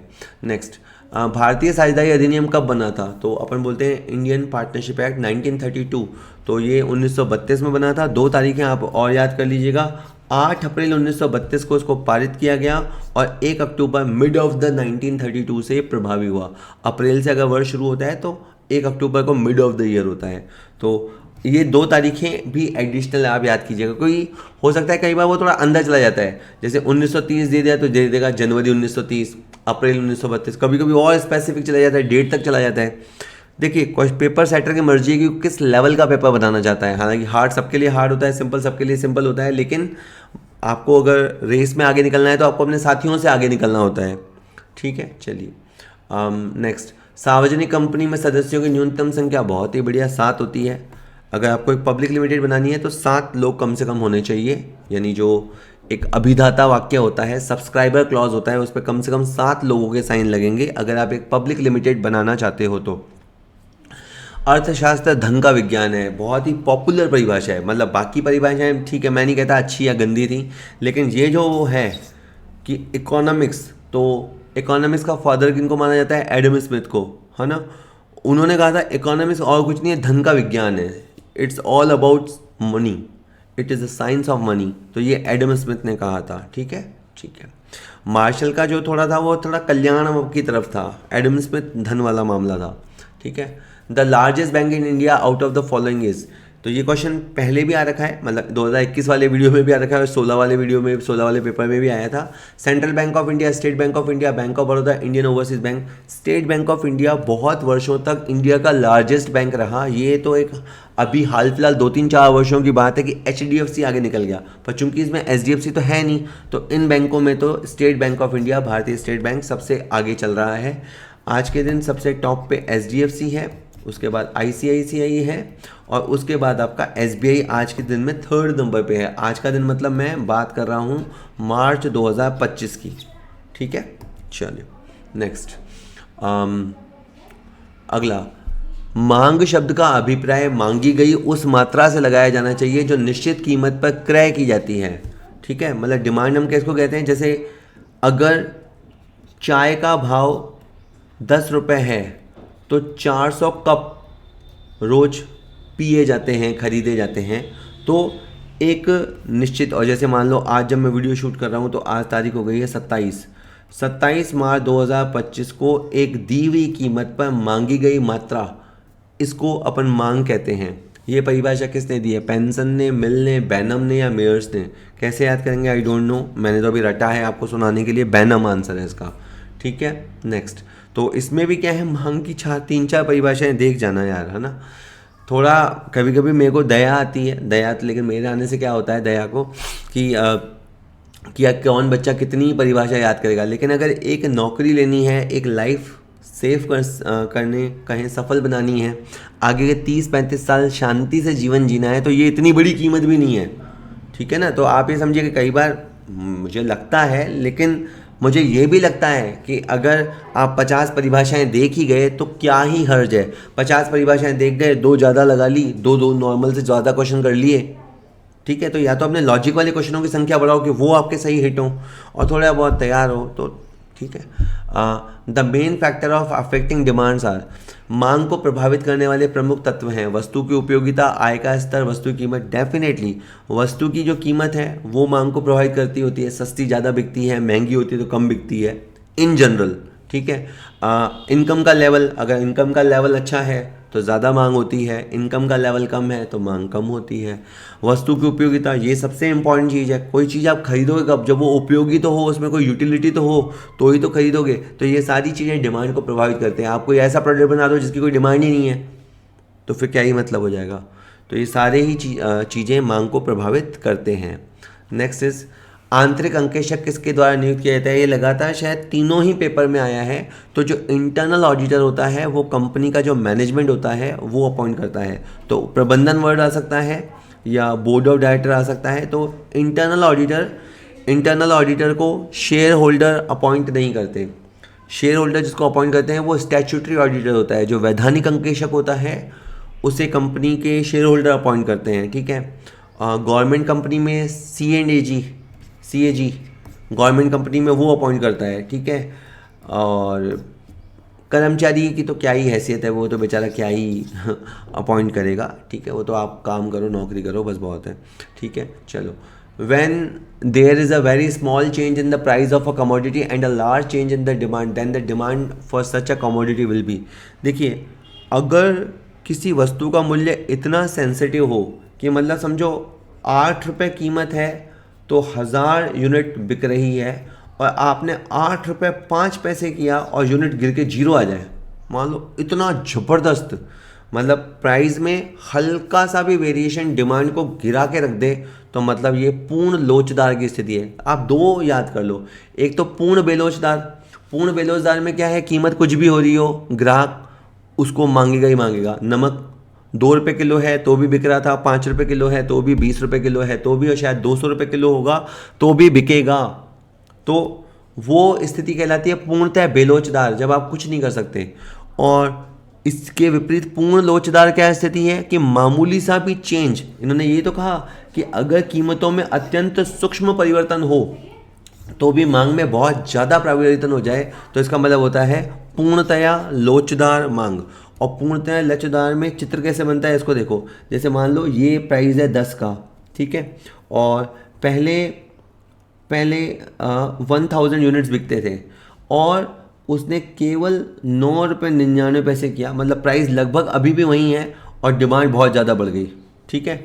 और उल्टा भी हो सकता था। तो कहने का मतलब है प्राइस में मामूली हिलने से क्वांटिटी बुरी तरह हिल जाए, मतलब आप तो समझो कि जैसे कोई ग्राहक वेट ही कर रहा हो कि थोड़ा सा हिले तो मैं इतना कुछ कर लूँ, तो वो बहुत पूर्णतया लोचदार है। हालांकि ये दोनों एक्सट्रीम पोजीशंस हैं, पूर्णतया लोचदार और पूर्णतया बेलोचदार बहुत कम ही मामलों में देखने को मिलती है, ठीक है। चलिए, types of law of returns. देखिए, रिटर्न क्या होता है, आप कुछ लगाते हैं, बदले में जो मिलता है उसको रिटर्न बोलते हैं।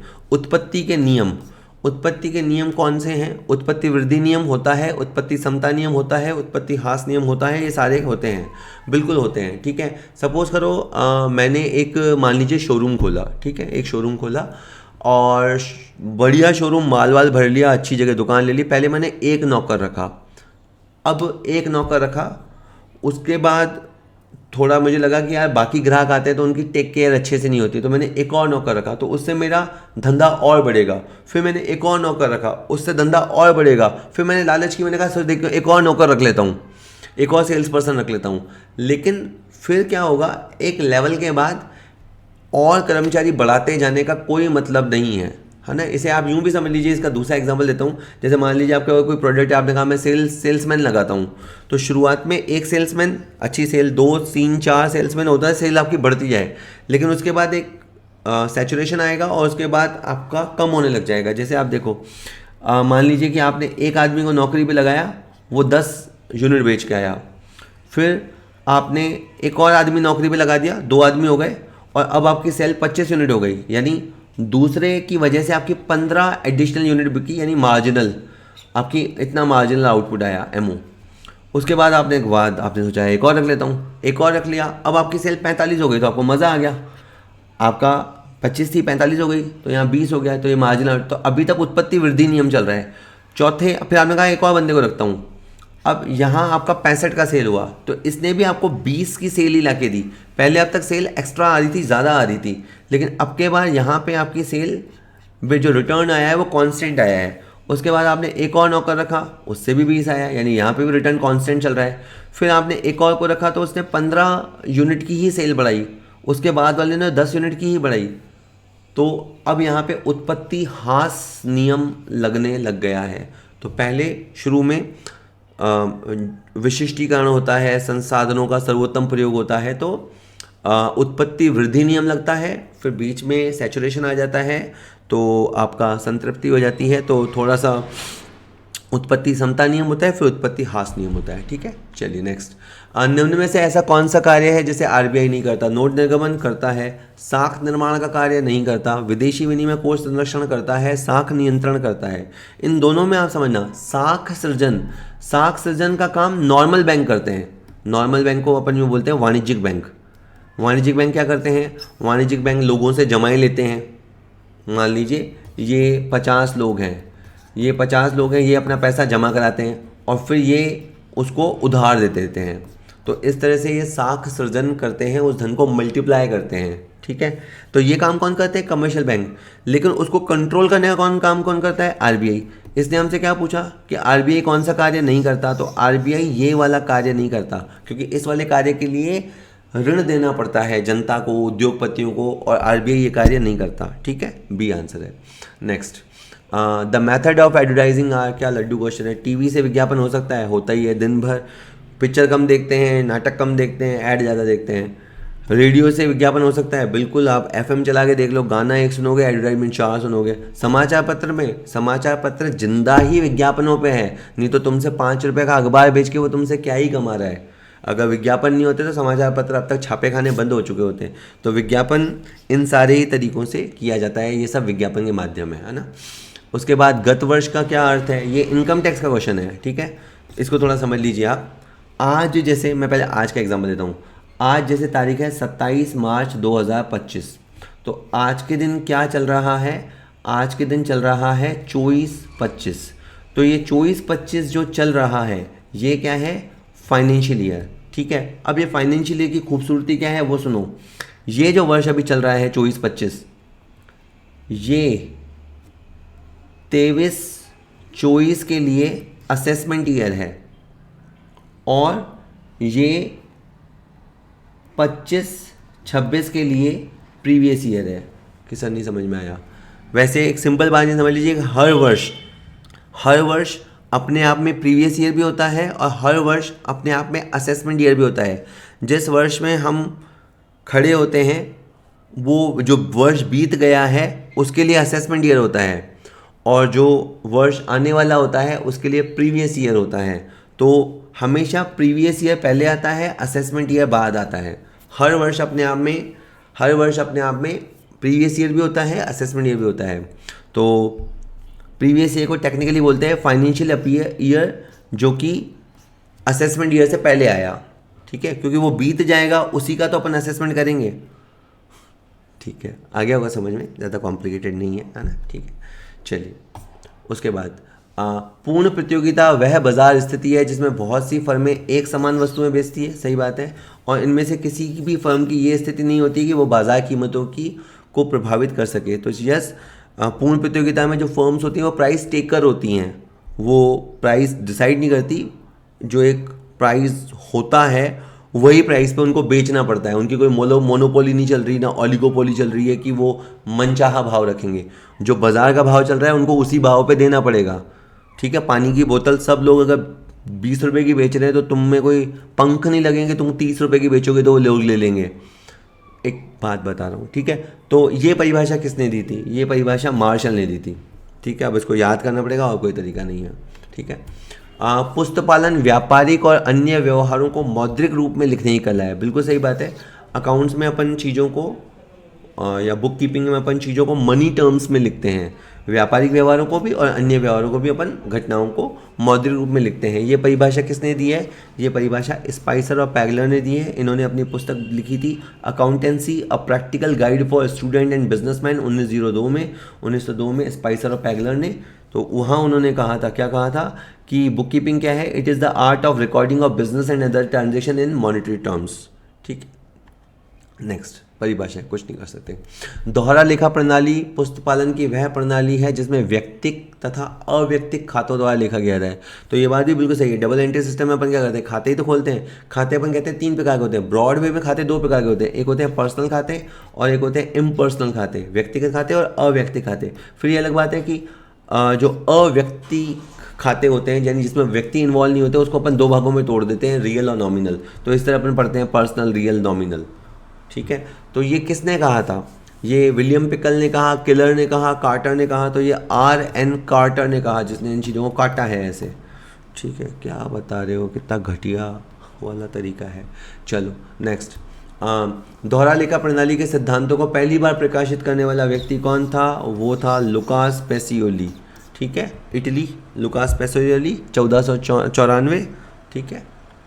नेक्स्ट, किस अवधारणा के अनुसार वित्तीय विवरणों के द्वारा समस्त आवश्यक सूचनाओं का प्रकटीकरण आवश्यक है? वित्तीय विवरण अपन जैसे ट्रेडिंग बनाए, P&L बनाए, बैलेंस शीट बनाए, तो उसमें सारी बातें आ जानी चाहिए, कुछ भी छुपना नहीं चाहिए।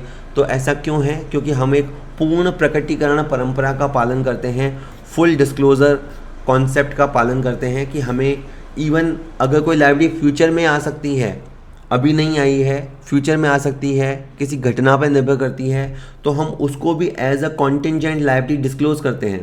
तो कॉन्टिंजेंट लायबिलिटी को भी दिखाने का कारण ये है कि हम फुल डिस्क्लोजर पे विश्वास करते हैं। हम संपत्तियों को फिक्स एसेट्स इतना है, करंट एसेट्स इतना है, लॉन्ग टर्म लायबिलिटी इतना है, मतलब इतना सारा डिटेल देने की कोशिश करते हैं, इसलिए क्योंकि हमारा यूज़र को कोई दिक्कत नहीं होनी चाहिए। Full disclosure concept. Well, at what price is inventory valued? Inventory किसको बोलते हैं? पूरे साल माल बेचने के बाद जो माल बच जाता है उसे इन्वेंट्री बोलते हैं। हमने 1000 बोरी खरीदी, 900 बेच दी, 100 बोरी बच गई, 100 यूनिट बच गई, तो वो 100 यूनिट को आप किस भाव पे वैल्यू करोगे? जो भाव आप लाए थे उस भाव पे, उसको बोलते हैं कॉस्ट प्राइस, या जिस भाव पे आप उसको बेचने वाले हो उस प्राइस पे। अगर आप उसको 70 रुपये में लाए थे या 700 में लाए थे तो 700 रुपये कोई कॉस्ट प्राइस, और 750 में बेचने का इरादा रखते हो तो वो हो गई मार्केट प्राइस।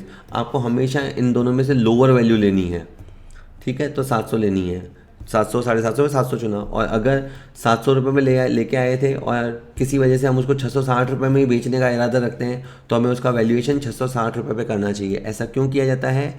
ऐसा दूरदर्शिता या कहें रूढ़िवादिता परंपरा की वजह से किया जाता है। तो क्या किया जाता है कि स्टॉक का मूल्यांकन लागत मूल्य या बाजार मूल्य, दोनों में से जो कम हो उस पर किया जाता है। उसमें भी बाजार मूल्य की जगह एक ज़्यादा सही वर्ड होता है शुद्ध वसूली योग्य मूल्य। तो हमें स्टॉक का वैल्यूएशन लागत मूल्य या शुद्ध वसूली मूल्य, उन दोनों में से जो कम हो उस पर करना चाहिए। ये शब्द ना मिले तो बाजार मूल्य ले लेना, पर कम का ध्यान रखना। और इस परंपरा का नाम याद रखना, दूरदर्शिता या रूढ़िवादिता की परंपरा। एक, dash dash columns are made in the journal. रोजनामचे में कितने खाने बनाए जाते हैं? तो देखिए, रोजनामचे में एक कॉलम होता है डेट का, दूसरा होता है पर्टिकुलर्स का, एक होता है LF, और फिर इसको आप 2 ही काउंट करते हैं, एक DR अमाउंट का और एक CR अमाउंट का। तो इसमें इस तरह से 5 खाने होते हैं, ठीक है। डेट में ऑब्वियस सी बात है आप सौदे की तारीख लिखेंगे, पर्टिकुलर्स में आप विवरण लिखेंगे कि आप किस खाते को डीआर करना चाहते हैं, किस खाते को सीआर करना चाहते हैं, तो वो लिखेंगे। एलएफ बड़ा इंपॉर्टेंट कॉलम होता है। जब हम शुरू में होते हैं तो अपने उसकी इंपॉर्टेंस समझ नहीं आती, पर मैं आपको एक बात बताता हूँ। सपोज हमने यहाँ लिखा है राम डीआर और इसके सामने लिखा है 15। इस पे 15 तब लिखा जाता है जब राम अकाउंट को 15 नंबर पेज पे जाके पोस्ट कर दिया गया है। मतलब ये राम अकाउंट डीआर लिखा है और इसके सामने 15 लिखा है, इसका मतलब क्या है कि ये राम अकाउंट लेजर के 15 नंबर पेज पे है और यहाँ नंबर डल जाने का मतलब ये है कि इसकी पोस्टिंग हो चुकी है। सपोज करो यहाँ लिखा है sales, Ram account DR to sales, और सेल्स के सामने लिखा है मान लीजिए 4। इसका मतलब है सेल्स खाता लेजर के 4 नंबर पेज पे खुला हुआ है और उसकी पोस्टिंग हो चुकी है। यानी जब तक एलएफ के सामने पेज नंबर नहीं डल जाते तब तक उसका मतलब होता है कि इसकी खतौनी अभी नहीं हुई है। खैर, इधर डीआर में अमाउंट दिखाएंगे, इधर सीआर में अमाउंट दिखाएंगे, इस तरह से।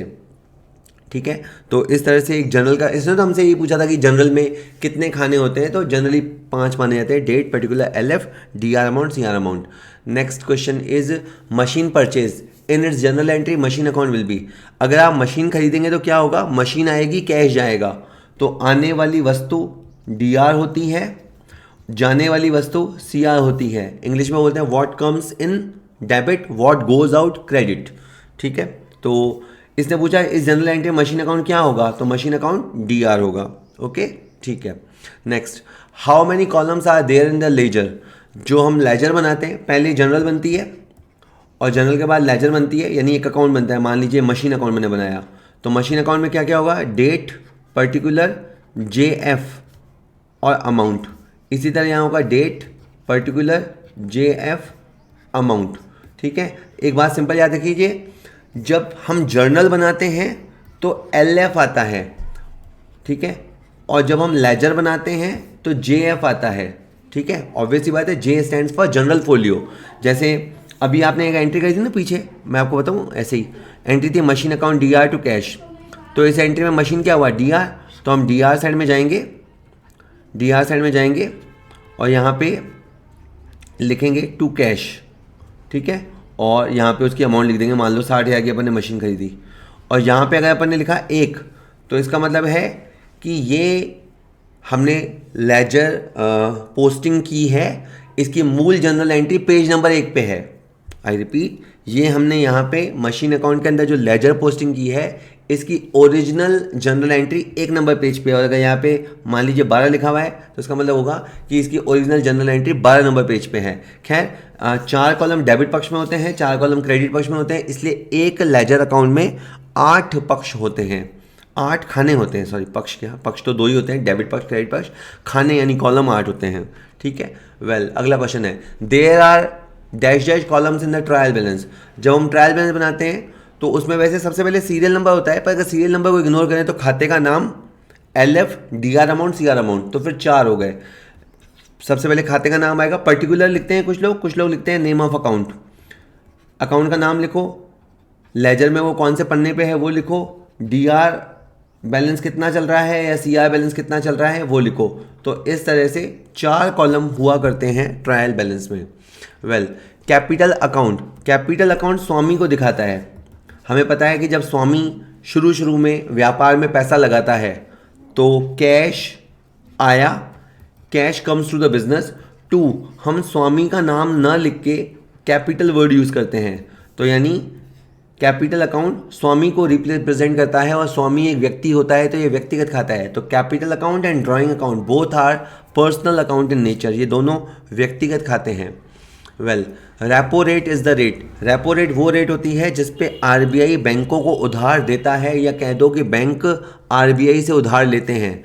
तो रेपो रेट वो रेट होती है जिस पे बैंक द्वारा आरबीआई से धन लिया जाता है। बाकी सारे ऑप्शन बकवास हैं, कि मतलब बकवास तो क्या है, मतलब इन द सेंस कि वो रेट जिस पे सरकार आरबीआई से लोन लेती है, वो रेट जिस पे एक बैंक दूसरे बैंक से लेता है, कभी कभी बोलेगा वो रेट जिस पे पब्लिक बैंक से लोन लेती है, या वो रेट जिस पे आरबीआई बैंक से लोन लेता है। नहीं, रेपो रेट का मतलब ये है वो रेट जिस पे पापा बेटे को देते हैं, पापा माना आरबीआई और कमर्शियल बैंक यानी सारे छोटे बैंक, तो ये होती है रेपो। हाँ, इसमें कभी कभी ध्यान रखना, एक होता है रिवर्स रेपो। अगर रिवर्स रेपो वर्ड कहे तो फिर अलग आंसर होगा, उल्टा आंसर होगा। आप कंफ्यूज नहीं करता, अभी इसका आंसर यही है, ठीक है। चलो next, to prepare trial balance dash dash method is generally used.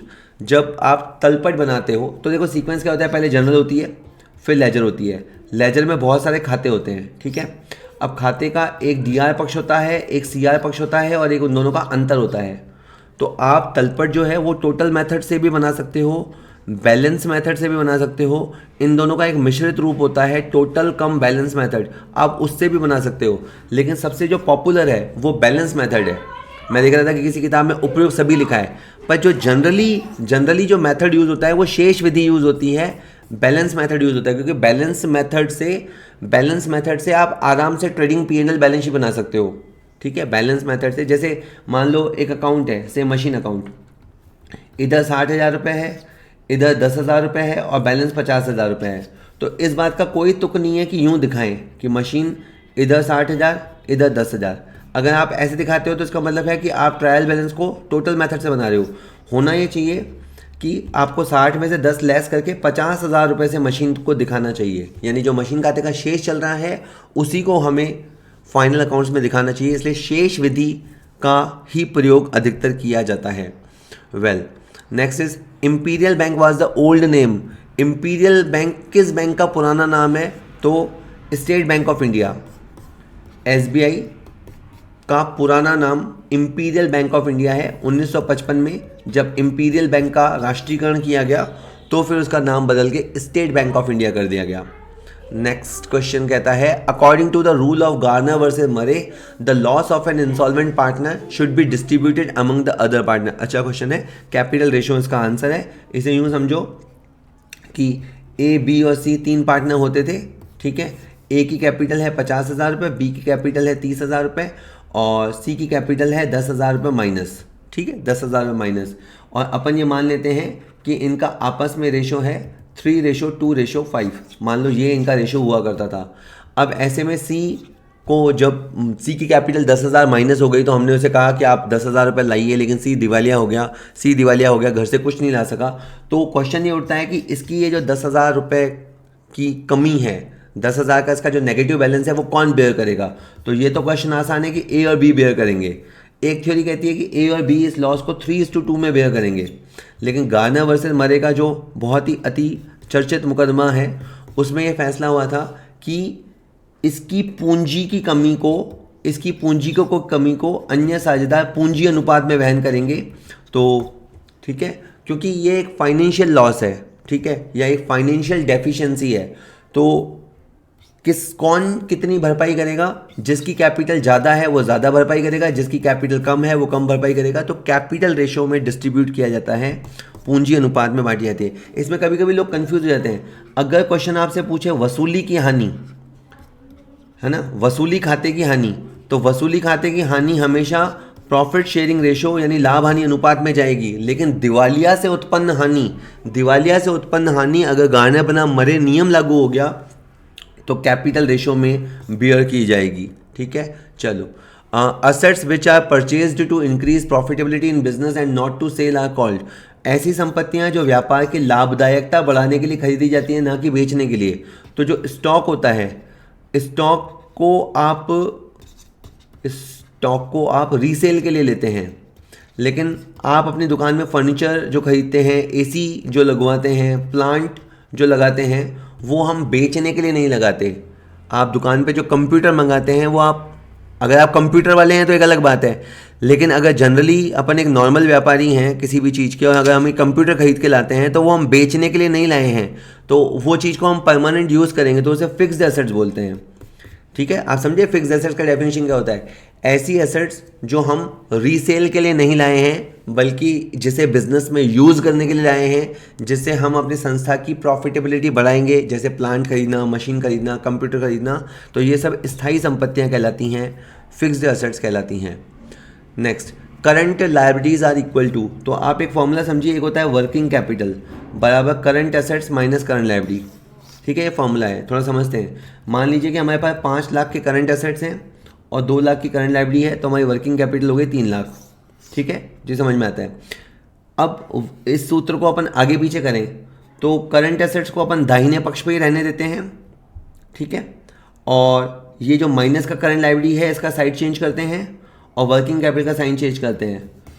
तो ये भी एक सूत्र हो सकता है कि अगर आपको करंट लायबिलिटी ज्ञात करनी है, अगर आपको करंट लायबिलिटी ज्ञात करनी है तो आप करंट एसेट्स में से वर्किंग कैपिटल को घटा दीजिए। ए इसका बिल्कुल सही आंसर है, आराम से बैठ जाएगा। ठीक है, चलिए योजना आयोग का अध्यक्ष कौन होता है? तो योजना आयोग का अध्यक्ष प्रधानमंत्री होता है। अब ये बात अलग है कि योजना आयोग को समाप्त कर दिया गया है 2015 में, नीति आयोग की स्थापना कर दी गई है, लेकिन नीति आयोग का अध्यक्ष भी प्रधानमंत्री ही होता है। नीति आयोग का फुल फॉर्म याद करके जाना।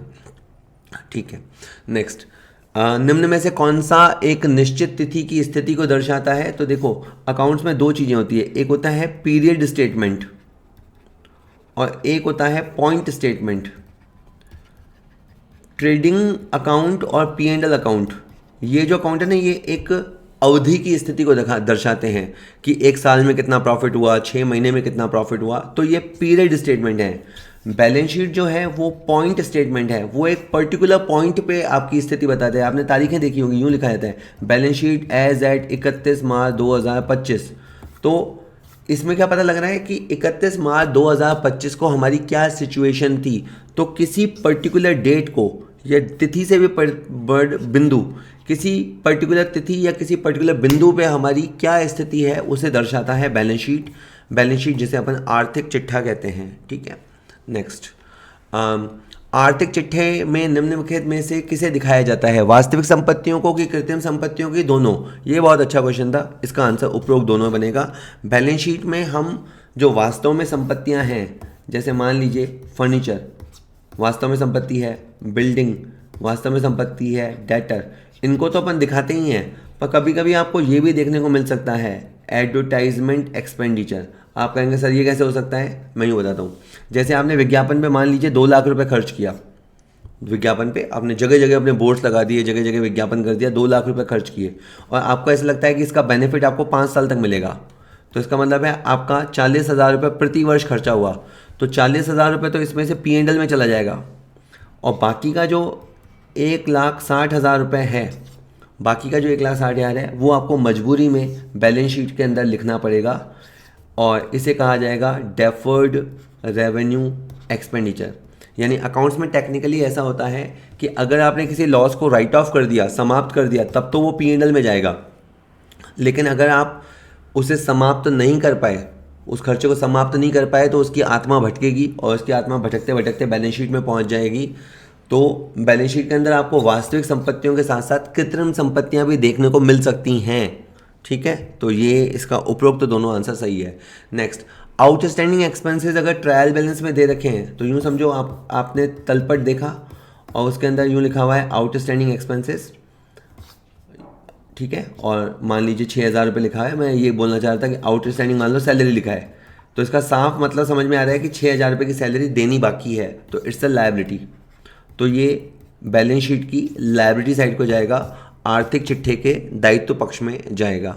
ठीक है, नेक्स्ट इज, अगर आपके ट्रायल बैलेंस में प्रीपेड रेंट दे रखा है, जैसे ये ट्रायल बैलेंस है, आपने अगले साल के 2 महीने का रेंट 8,000 रुपये मान लीजिए एडवांस दे रखा है, तो ये आपने 8,000 रुपये एडवांस दे रखा है, तो फ्यूचर में हमें इसका बेनिफिट मिलेगा। तो ऐसी अकाउंट जिससे हमें फ्यूचर में बेनिफिट मिलता है वो हमारे लिए असेट्स होते हैं, तो ये बैलेंस शीट की असेट साइड में जाएगा। ठीक है, नेक्स्ट क्वेश्चन है, अगर क्लोजिंग स्टॉक आपको एडजस्टमेंट में दे रखा हो तो क्या होगा? तो ये बहुत अच्छा क्वेश्चन है। पहले मैं आपको ये बता दूं कि अगर ट्रायल बैलेंस के अंदर क्लोजिंग स्टॉक दे रखा है, मान लीजिए 80,000 रुपये क्लोजिंग स्टॉक है, ये दे रखा है, तो आपका आंसर होगा it will shown on asset side only. ये केवल असेट साइड में जाएगा। ये याद रख लीजिए, कोई चीज़ अगर ट्रायल बैलेंस में है, तलपट के अंदर है, तो समझो वो काबू में आ चुकी है, फिर आपको केवल उसको एक जगह लिखना होगा और इसका आंसर ये होता। लेकिन अगर ट्रायल बैलेंस के बाहर एडजस्टमेंट के तौर पे लिखा है क्लोजिंग स्टॉक, तो इसका मतलब है हमें इसे एडजस्ट करना है, तो एडजस्ट आपको 2 जगह करना पड़ेगा। ठीक है, तब क्या होगा?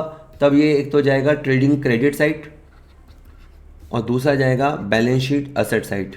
ठीक है, तो बहुत ध्यान से देखना कि क्या लिखा है। क्लोजिंग स्टॉक ये बहुत ईजी और बार बार फ्रीक्वेंट क्वेश्चन पूछे जाने वाला है कि क्लोजिंग स्टॉक तलपट के अंदर हो तो ये आंसर, और क्लोजिंग स्टॉक तलपट के बाहर एज एन एडजस्टमेंट हो तो 2 जगह जाएगा, तो उपयुक्त दोनों में जाएगा, ट्रेडिंग के साथ साथ बैलेंस शीट में भी जाएगा। ठीक है। Next, a partnership must have at least 2 member. देखिए आप साझेदारी करोगे तो किसी से तो हाथ मिलाओगे, किसी के साथ तो अग्रीमेंट करोगे ना, तो पार्टनरशिप के लिए कम से कम 2 सदस्य होना आवश्यक है। नेक्स्ट, सामान्य साझेदारी व्यवसाय में साझेदारों की अधिकतम संख्या। तो ओल्ड रूल और न्यू रूल की बात कर लेते हैं। पुराना नियम ये था कि अगर आपका बैंकिंग व्यवसाय है तो 10 साझेदार मैक्सिमम हो सकते हैं। अगर आपकी नॉर्मल पार्टनरशिप है तो 20 पार्टनर हो सकते हैं, यानी एक ज़माने में आंसर 20 होता था। लेकिन जब से कंपनी एक्ट 2013 आया है, जी हाँ मैं कंपनी एक्ट 2013 बोल रहा हूँ, क्योंकि पार्टनरशिप एक्ट में तो पार्टनर्स की अधिकतम संख्या को बताया ही नहीं गया है। पार्टनर्स की अधिकतम संख्या का उल्लेख कंपनीज एक्ट में किया गया है और तब उसमें कहा गया कि पार्टनर्स की संख्या मैक्सिमम 100 तक हो सकती है, लेकिन फ़िलहाल ये मैक्सिमम संख्या 50 रखी गई है। यानी अभी 50 चल रही है सीमा, बाद में गवर्नमेंट का कभी मूड चेंज हुआ तो इसे 100 तक बढ़ाया जा सकता है, लेकिन 100 अभी नहीं है। अभी जो साझेदारों की अधिकतम परमिजिबल लिमिट है वो 50 है, तो अभी के कॉन्टेक्स्ट में आपको 50 याद करना है।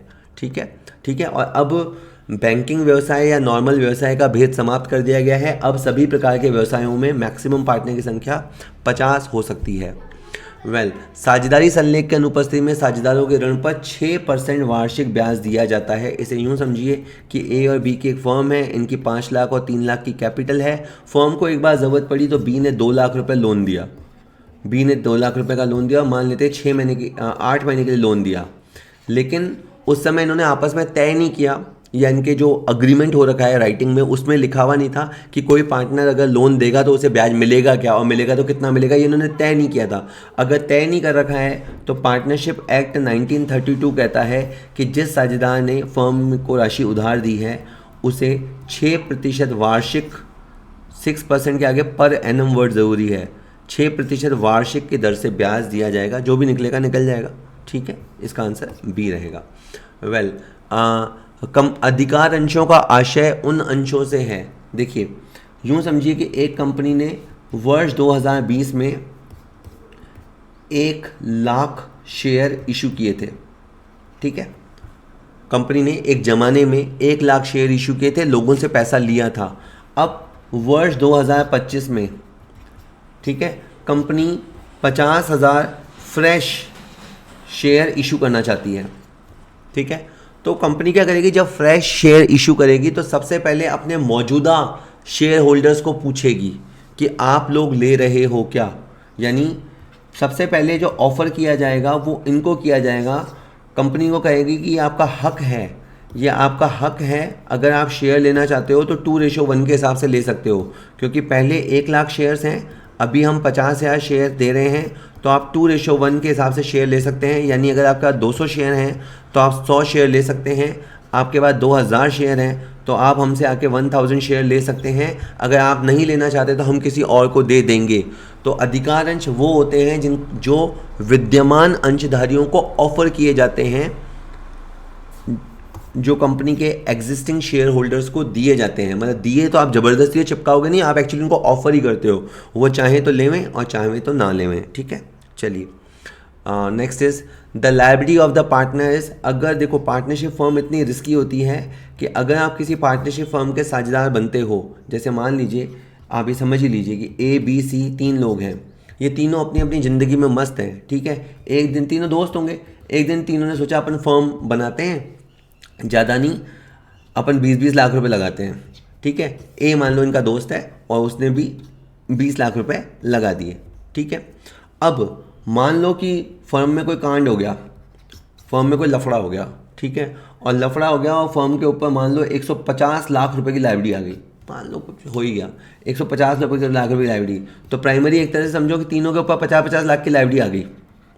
ठीक है, तो एक तो पार्टनर ये नहीं कह सकते कि भाई हमने तो 20 लाख रुपए लगाए थे, बस हमारे 20 लाख रुपए खा जाओ, बाकी का 30 लाख मैं नहीं जानता, ऐसा आप नहीं कह सकते। मतलब फर्म की लायबिलिटी को चुकाने के लिए आपको अपने घर से भी अपनी निजी संपत्ति भी लगानी पड़ सकती है। यानी अगर आप इस पार्टनरशिप फर्म में हो और हो सकता है एक ही अपनी पर्सनल ज़िंदगी हो, एक ही अपनी पर्सनल दुकान हो, तो फर्म के लायबिलिटी को पहले तो कोशिश की जाती है कि फर्म की लायबिलिटी को फर्म के असेट से चुकाया जाता है। और अगर फर्म के असेट सफिशिएंट नहीं हैं तो पार्टनर्स को अपने निजी सोर्सेज से, अपने पर्सनल सोर्सेज से भी पैसे लाने पड़ेंगे, लगाने पड़ेंगे, अपना घर बेच के भी पैसे लगाने पड़ सकते हैं। इसलिए पार्टनरशिप बहुत रिस्की होती है। हो सकता है एक ही कोई गलती नहीं हो, बी और सी ने कोई कार्य किया पर अन्य पार्टनर ने भी जो काम किया उसके लिए आपकी जिम्मेदारी मानी जाएगी, आप लायबल होंगे, आपको वो चुकाना पड़ेगा। तो साझेदारी में असीमित दायित्व होता है, याद रखिएगा। एकाकी व्यापारी में भी, जो सिंगल ट्रेडर होता है, उसमें भी असीमित दायित्व होता है। पार्टनरशिप में भी असीमित दायित्व होता है। कंपनी के अंदर जनरली लिमिटेड लायबिलिटी होती है, ठीक है। तो असीमित दायित्व।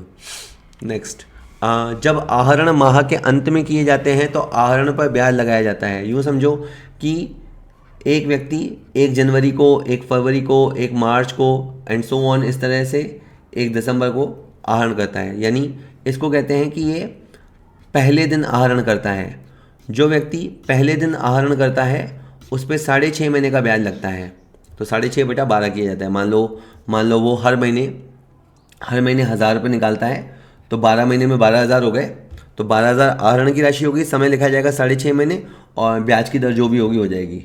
अच्छा, अगर व्यक्ति 15 जनवरी, फिर 15 फरवरी, 15 मार्च, 15 अप्रैल, यानी मध्य में, महीने के मध्य में रेगुलर ड्राइंग करता है तो उस पर 6 महीने का ब्याज लगाया जाएगा, ठीक है।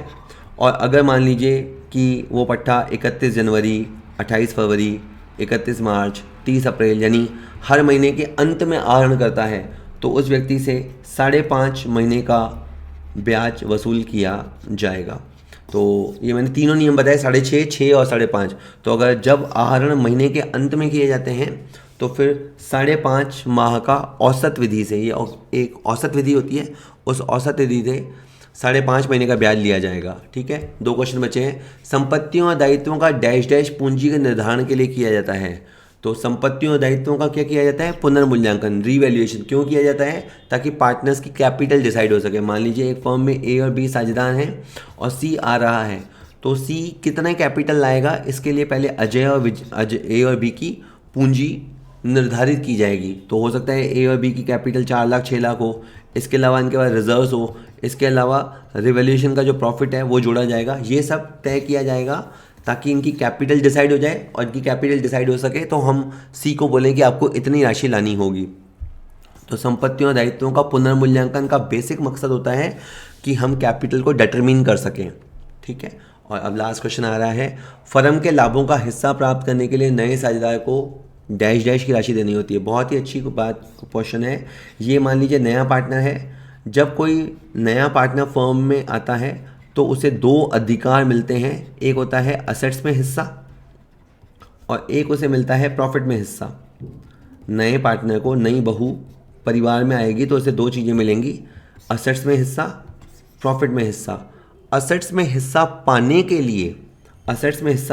लिए कैपिटल की राशि देनी होगी और प्रॉफिट में हिस्सा पाने के लिए गुडविल की राशि देनी होगी। तो इसने पूछा था लाभों में हिस्सा प्राप्त करने के लिए क्या करना पड़ेगा, ख्याति की राशि लानी होगी। तो होप वीडियो आपको पसंद आया होगा। अगर हाँ तो वीडियो को लाइक कीजिएगा, अपने दोस्तों के साथ शेयर कीजिएगा। हो सकता है कंपटीशन बढ़ा दे, पर उनके साथ शेयर कीजिएगा। अभी नहीं तो सेलेक्ट होने के बाद शेयर कर देना, याद रहे तो। और ज़्यादा चीज़ों का फ़ायदा लेने के लिए हमारा कॉमर्स पॉइंट ऐप है, वो ऐप आप डाउनलोड कीजिएगा।